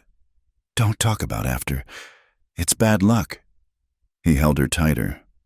"After tomorrow," he repeated, his voice a low, sure rumble. "Win or lose, we rebuild the shed. We find new grass. The drive will happen." He was talking about the future. He was talking about a we that included her. He was talking about a future as certain and as necessary as the rain that would one day have to return. She did not call it love. She called it survival. She called it Thistle Ridge. And they were the same thing. The courtroom in Wapiti County was hot as a furnace. It was not a grand hall of justice, but a long, narrow wooden box, built of raw pine that had warped in the sun. The air was thick with the smell of unwashed bodies, stale tobacco, and the fine, choking dust that seeped through the floorboards. Every bench was full. Farmers in denim, ranchers in worn canvas, and the hostel. Curious townsfolk from Sparrow's Ferry fanned themselves with their hats, their eyes fixed on the front. Nora, Gideon, and Owen sat on a hard bench at the plaintiff's table. Gideon sat like a statue of granite, his scarred hands resting on his knees, his eyes fixed on the judge. Owen, at his left, watched the room, his gaze sharp and defensive, his good ear turned toward the proceedings. At the defendant's table sat Ambrose Kincaid. He looked cool, almost bored, as if this were a mild inconvenience, like a delayed train. Beside him sat his lawyer, a man named Sallow, imported from Denver. Sallow was everything the courtroom was not. He was pale, thin, and wore a black tailcoat that shimmered in the oppressive heat. A scent of expensive cologne and bay rum drifted from him, an oasis of civilized corruption. Judge Harlan, a man with a beard like steel wool and eyes that had seen too much, banged his gavel. "This court is in session. Mr. Sallow, you represent the railroad's claim. State your case." Sallow rose, his movements fluid. He did not address the judge. He addressed the jury, a panel of 12 grim-faced ranchers and merchants. "Gentlemen," Sallow's voice was smooth, like oiled machinery. "This is not a trial. It is a formality. My client, Mr. Kincaid, represents the future. The Kincaid Freight and Rail Company is bringing prosperity to this territory. Jobs, commerce, a future for your children." He gestured to Gideon. "And what stands in the way? One man, a failed rancher, Mr. Gideon Rook. Squatting on land he can no longer manage, a man who, facing foreclosure, has concocted a wild, desperate story of conspiracy to delay the inevitable."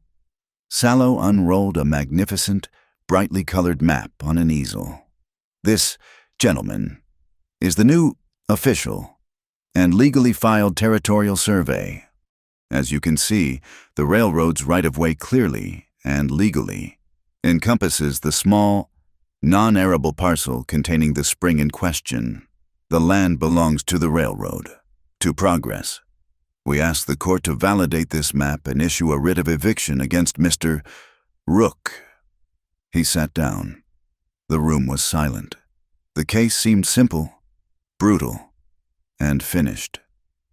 Judge Harlan, Nora said, standing. Her voice was not loud, but it was clear, and it cut through the heat. Sallow shot to his feet. Objection. This woman is not counsel. She has no standing. This woman, Gideon Rook said, his voice a low rumble that vibrated through the floorboards, speaks for Thistle Ridge. She speaks for me. Judge Harlan stared at Gideon, then at Nora. He nodded. Objection overruled. Proceed. Miss Ellery. Mr. Sallow. Nora said, You have presented a beautiful map. It is very clean. She pulled a second, identical map from her carpet bag, the one they had taken from Kincaid's office. In fact, it is identical to this one, the one my associates and I recovered from Mr. Kincaid's office. Sallow's smile faltered. She admits to theft. I admit to recovering stolen property, Nora corrected him. Because this map, the one you call official, is a forgery. The jury murmured. That is a baseless, hysterical accusation. Sallow hissed.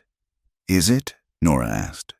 Your Honor, I have here the original county survey from 1850, and I have the defendant's forgery. I asked the court's permission to use the window. Judge Harlan raised an eyebrow. For what, Miss Ellery? For the light, Your Honor, for the truth. The judge nodded. Nora took the two maps. She walked to the tall, dusty window, the bright, merciless sun streaming through. This, she said, holding up the old, brittle map, is the original boundary. Note the line. Then she held up Kincaid's map, the one Sallow had presented. The sunlight, streaming through, told the story. Mr. Kincaid's map is not one map, Nora said, her voice rising. It is two. Look! The jury leaned forward. The farmers in the back stood up. In the bright light, they could all see it. Kincaid's map was a fraud. It was the original map, with the boundary section skillfully cut out, and a new piece of paper, a new line, pasted in its place. The seam, invisible in the dim courtroom, was a dark, undeniable shadow in the sunlight. It's been tampered, a man yelled from the back. This is not a forgery, Sallow shouted, his face now a mottled red. It is a legal correction, an update. A correction, Nora repeated, her voice turning to ice. That just so happens to steal the only deep water well in the county. A correction that was part of a much larger, more violent conspiracy. She walked back to the table and reached into her bag. She pulled out her ledger, bound in black, and the stained, buff-colored envelope. I present item 5 from our complaint, she said, her voice ringing. One buff envelope, bearing the seal of Kincaid Freight. It is addressed to Mr. A. Harris, the man Kincaid hired for his survey team. The same man, I might add, who signed for multiple kegs of blasting powder. She held it up for the judge. This envelope was not mailed. It was recovered by me at Beck Canyon on October 15th, dropped by one of the 3 men who ambushed the Federal mail coach. Lies, Kincaid shouted, rising from his chair. She's the widow, the arsonist. If it is a lie, Nora said, her voice silencing him. Then please explain the postmark. She turned the envelope over. Postmarked Sparrow's Ferry, October 14th, the day before the ambush. And note the water stains, the rain smears, the mail coach, you will recall, was delayed by a flash flood that night. This envelope was in the mailbag. Harris was there to steal the real deed and plant his forgery. This proves it. Judge Harlan leaned forward. His eyes narrowed. He looked at the rain-smeared ink. He nodded once. The postmark was authentic. And this, Nora said, is item 6. She signaled to Owen. Owen Rook stood. He was a large, intimidating presence. He walked to the plaintiff's table, carrying a canvas sack. He did not speak. He simply upended the sack, a single, sharpened pine stake, branded KF, rolled onto the judge's bench and stopped, its end thick with dried, dark mud. That, Nora said, is one of the false survey stakes, pulled by Mr. Owen Rook from my client's land, 300 yards inside his property line. Owen, his face set, leaned forward. He pointed at the mud caked on the stake. He pointed at Kincaid. Then he made the sign for water. My associate, Nora translated, her voice ringing, confirms he pulled that stake from the banks of the Blue Lark well. It is Kincaid's brand, on Rook's land, covered in Rook's soil. It is fraud you can hold in your hand. The courtroom was in an uproar. Sallow was sputtering, shuffling his papers, his face pale with sweat. This is a circus, Ambrose Kincaid finally bellowed, his civilized mask gone, his face purple with rage. This is the fantasy of a lunatic woman. She has no proof, no original claim. The page is gone. Ask her, the original parish claim is gone. Is it? The voice was thin, frail, and came from the back of the courtroom. The crowd parted. Father Alcuin walked slowly down the aisle, his hands trembling. He was not holding his robes. He was holding a single, yellowed, brittle page. Father, the judge said, his voice suddenly gentle. The old priest did not look at Kincaid. He looked at the floor, his face a mask of shame. He came to me, the priest whispered, his voice cracking. He said he was a historian. He gave a donation for the roof. He reached the front and placed the page on the judge's bench. The page was torn, but it had been meticulously mended, sewn back together with thick, brown twine. He asked to see the registry. He must have cut it out. I found it later, hidden in the donation box. He must have forgotten it. The priest was weeping now. I was afraid. I hid it, but when I heard of the fire, of the injustice, I could not let a lie stand in God's house. I am a coward, Your Honor, but I am not a thief. Judge Harlan stared at the mended page. He read the brown, elegant script. First settlement claim. The judge read, his voice filling the room. Ezra Rook, Thistle Ridge, May, 1848, boundary marked by the Blue Lark Artesian Spring. Kincaid had not just been caught. He had been damned. The judge looked up, his eyes resting on Kincaid. The silence in the room was absolute. Miss Ellery, Judge Harlan said, "Do you have anything further to add?" Nora stood, her hands clasped behind her back. She did not look at Kincaid. She looked at the jury. She looked at the farmers, at the Callahans and the Millers, the men she had taught to sign their own names. "Your Honor," she said, her voice quiet but ringing with the force of a hammer strike. "The facts are clear. Kincaid's map is a fraud, secured by ambush and paid for with blackmail. On the frontier, water rights follow the first settlement, not the fullest wallet." She sat down. Judge Harlan stared at Kincaid for a long, heavy 10 seconds.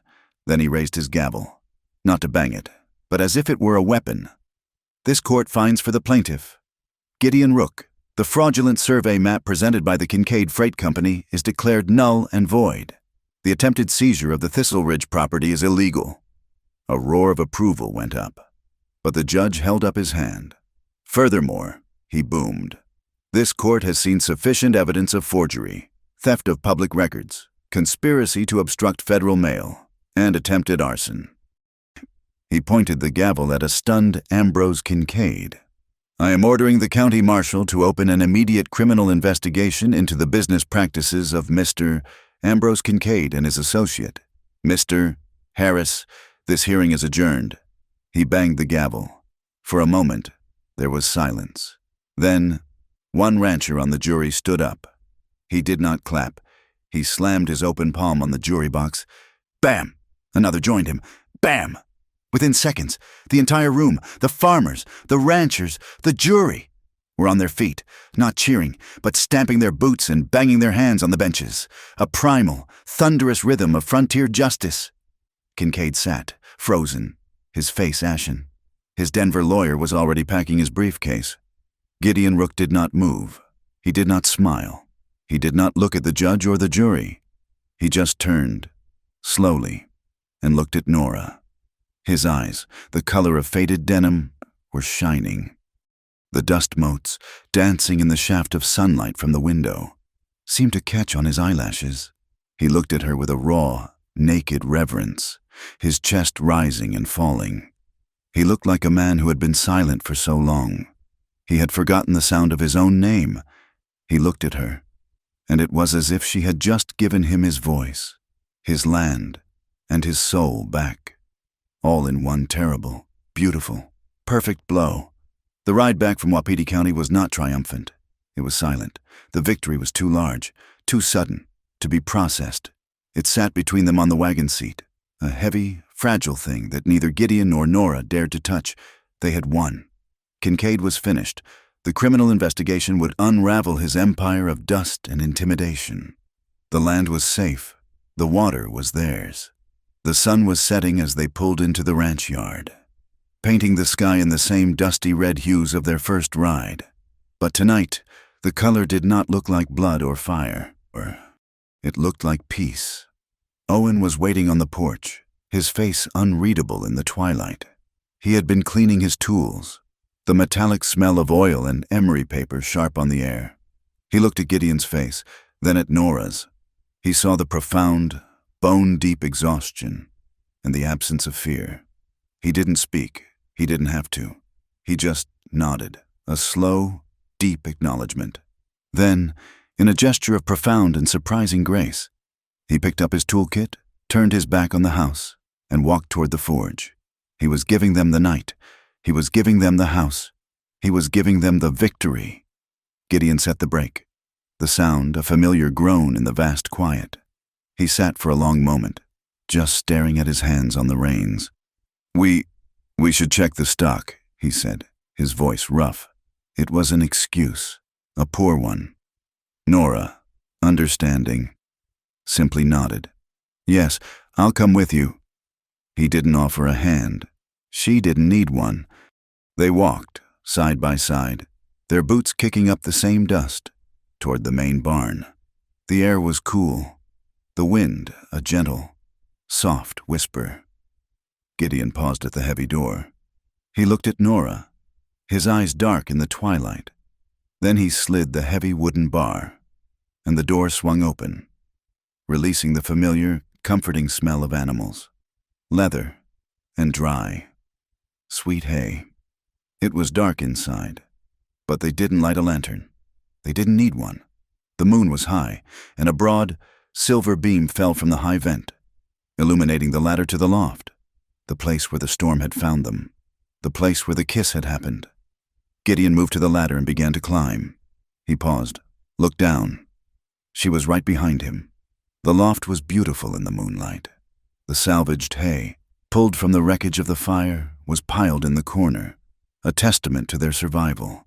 But the rest of the loft was deep shadow and silver light, the air still and clean. They stood in the center of the space, a few feet apart, the silence of the courtroom still clinging to them. Nora, Gideon started, his voice a low rasp. He stopped. He didn't have the words. He had won back his land, but his voice was still lost. Instead, he reached out his hand, slow, almost hesitant. She was wearing her hair pulled back, but the long ride had loosened it. A few strands of straw, remnants of the floor, were caught in the braid at her neck. He reached, his clumsy, scarred fingers brushing her hair. He was so gentle, she barely felt the touch. He worked the straw free, his hand lingering. His fingers, rough as bark, traced the line of her braid, then moved to the soft skin behind her ear. He let his hand glide slowly, deliberately, down the column of her neck, his thumb coming to rest in the hollow of her collarbone. He just held it there, his gaze fixed on her face, his thumb a point of impossible warmth. Nora's breath caught. She didn't pull away. She leaned into the touch, closing her eyes. It was a brand, a claim. Then his eyes moved. They dropped, not to her mouth, but to her knees. He knelt. The movement was so sudden, so unexpected. She almost stepped back. He was kneeling in the straw in front of her, just as he had done in the storm. He looked up at her, his eyes asking the question, "May I?" She knew what he was asking. It was not about the victory. It was about the scar. She gave the smallest nod. His hands, which had been so gentle on her neck, were now almost shaking. He reached for the hem of her gray skirt. He gathered the heavy wool, his movements slow, reverent. He lifted the fabric, past her ankle, past her calf, stopping just above the knee. The moonlight caught it, the long, thin, silvery line of the scar from the splintered plank. It was healed, but it was permanent, a mark of the night they had fought the storm. Gideon stared at it. He had done this. He had caused this wound. He had also healed it. He lifted his hand, the one that had held a rifle to defend her. He traced the scar, his finger barely grazing her skin. It was a line of geography, a map of their shared past. Nora's hand came to rest on his head, her fingers sinking into his thick, dark hair. It was her answer. It was her consent. He did not let go of her knee. He rose, his hands sliding from her leg up her waist, pulling her toward him. "Gideon," she whispered. He kissed her. It was not the desperate, frantic kiss of the storm. That kiss had been about survival, tasting of salt and fear. This kiss was about victory. It was slow. It was deep. It was a claim. He tasted of the dusty road and a profound, bone-deep relief. He kissed her like a man dying of thirst who had just found the blue lark well. It was a kiss of knowledge, of having been to the edge of ruin and back. Nora's hands, which had been in his hair, slid to his shoulders, gripping the rough canvas of his coat. She kissed him back, pouring every ounce of her own terror, her own fight, into it. She was not the Red Widow. She was not the bookkeeper. She was his, the simple wool scarf she had tied at her neck, the one she had worn in the courtroom as a badge of respectability, caught between their shoulders.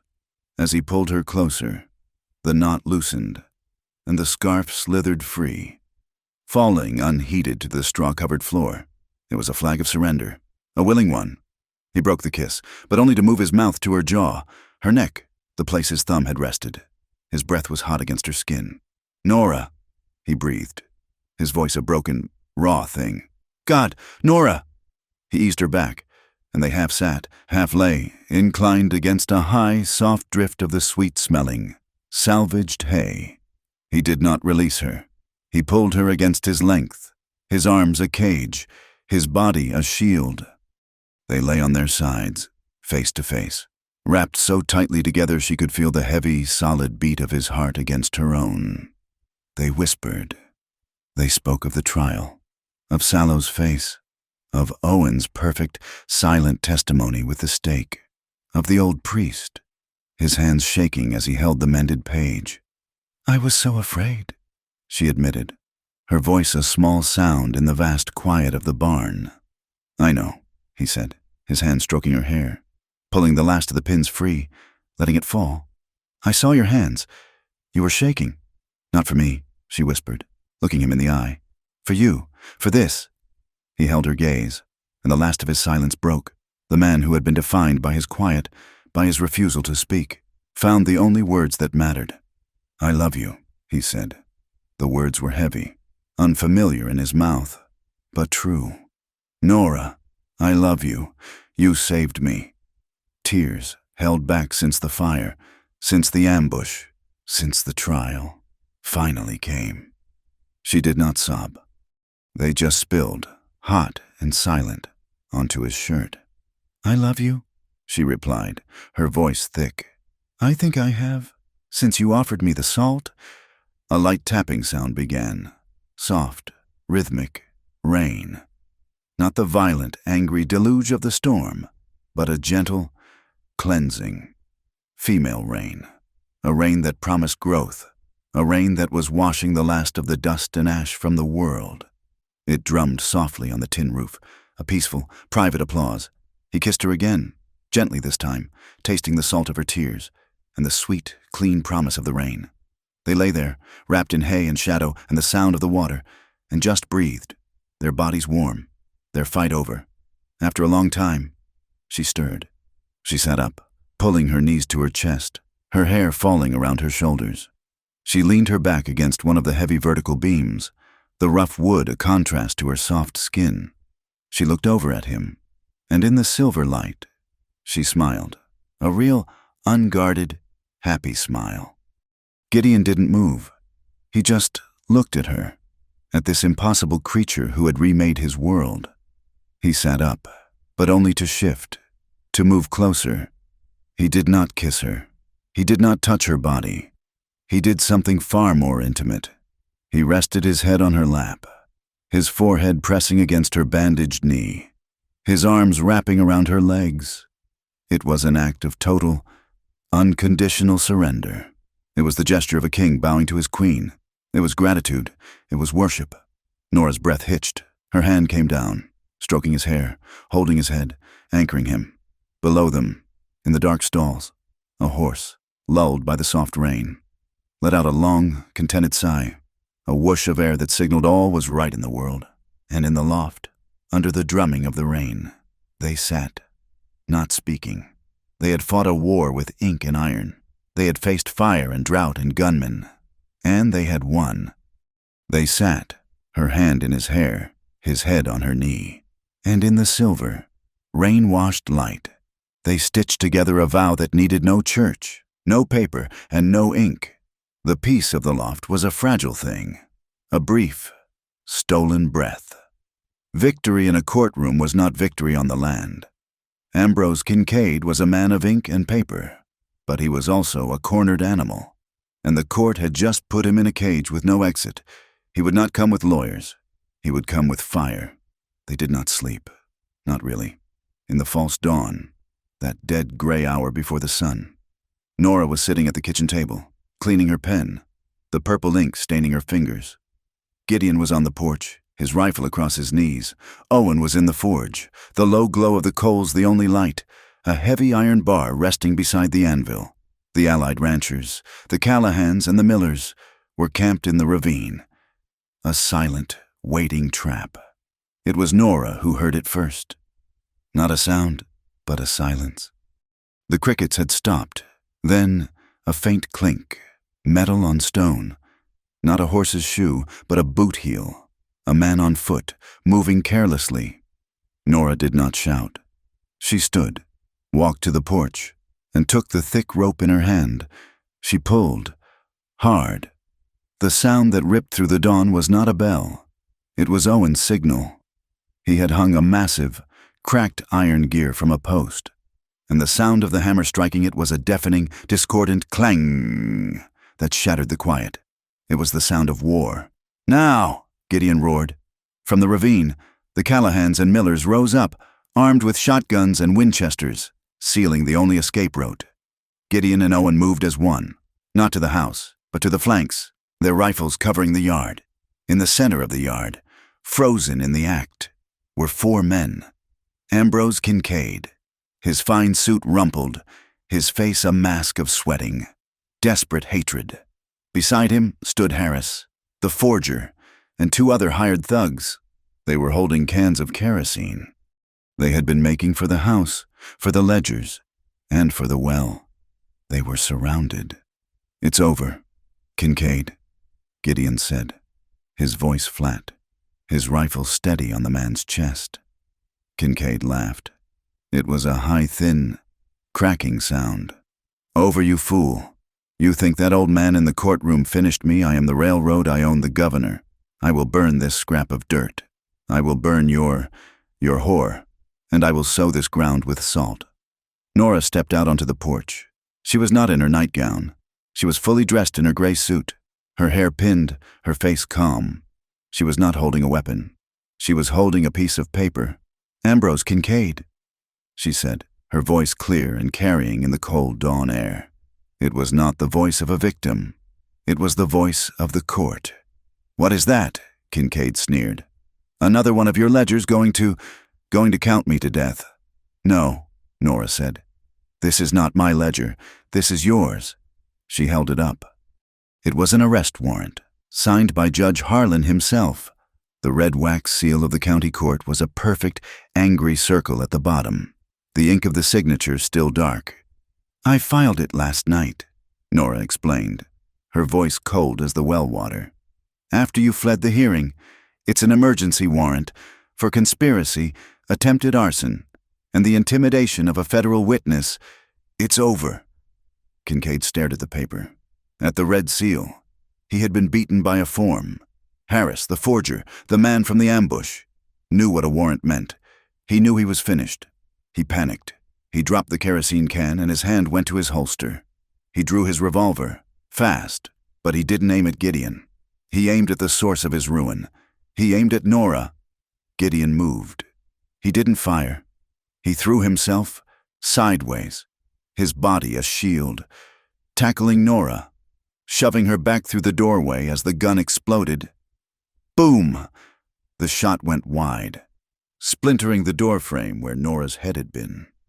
Gideon was on top of her, his body covering hers, his only thought to protect her.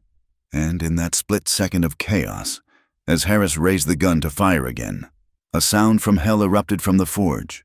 Clang, g-g-g, Owen! He had taken his heaviest sledgehammer and struck the anvil with all the force of his body.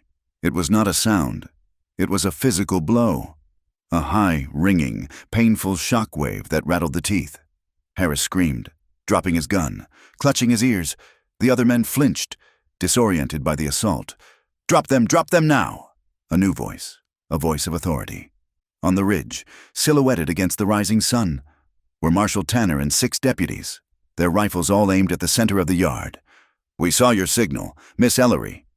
Tanner called out, riding down. A string of red lanterns. Smart. Nora had not trusted Kincaid to obey the law. She had set the trap, and she had summoned the executioners. The standoff was broken. It was a surrender. Harris and the other men raised their hands, their faces pale. 2 deputies hauled Kincaid to his feet. He had fallen in the dust, his fine suit ruined. They bound his hands behind his back with iron cuffs. He stood there, a prisoner on the land he had tried to steal. He looked past the deputies, past Gideon, and stared at Nora, who now stood in the splintered doorway. His eyes were not angry. They were hollow with a pure, impotent hatred. You, he spat. A $10 clerk, a widow with ink on her hands. Nora stepped from the shadow of the porch into the first clean light of the morning. She looked at him, her face calm, her gaze as cold and as deep as the blue lark well. This land isn't for sale, she said. And neither is the truth. The deputies led him away, a broken man in a cloud of his own dust. The ranchers, the Callahans and the Millers, watched him go. They took off their hats, not in respect, but in relief, wiping the sweat from their brows. Miller looked at Gideon and nodded, a silent thanks. Gideon walked to the front gate. The old sign, Thistle Ridge, was still there, scorched from the fire. He tore it from its posts and threw it to the ground. Owen came from the forge, carrying a new sign, the pine wood pale and new. The letters painted a sharp, defiant black. Gideon took his hammer. He did not ask for help. He drove the new sign into the hard, dry earth with 4 solid, rhythmic blows. Thistle Ridge, not for sale, not for moving. The ranchers did not cheer. They slapped their hats, one by one, against their denim-clad thighs. It was a quiet, powerful, and final applause. The sun was up, the air was clean, the war was over. Nora turned and walked back toward the barn. She needed to be alone, to breathe. She climbed the ladder to the loft, the place of the storm, the place of the vow. The smell of salvaged hay and new pine was the smell of their future. She walked to the high vent, looking out at the wide, open sky, the sky that was finally, truly theirs. She heard a single, heavy boot on the ladder. Gideon! He came to stand beside her, not speaking. He just stood there, shoulder to shoulder, looking out at the land. His land. Her land. He had not said a word since Kincaid was taken. He was a man of silence, and his victory had rendered him speechless. He just reached out his hand, palm up. She placed hers in it. His was rough, scarred, smelling of gunpowder and earth. Hers was small, fine-boned, stained with the purple ink that had won their war. He laced his fingers with hers, a perfect fit. He turned her, slowly, to face him. He looked at her, his eyes, the color of the washed-out sky, clear and full of a feeling so deep it needed no words. He leaned down. She rose up to meet him. They kissed. The barn door was slightly ajar. A sliver of the world. Outside, the new sign stood sharp against the morning. The windmill turned. Its slow, rhythmic creak a promise of water. The sky was endless. The revenge was over. The land was safe. The love, like the well, was deep, clear, and would never run dry. Thank you for listening to our story.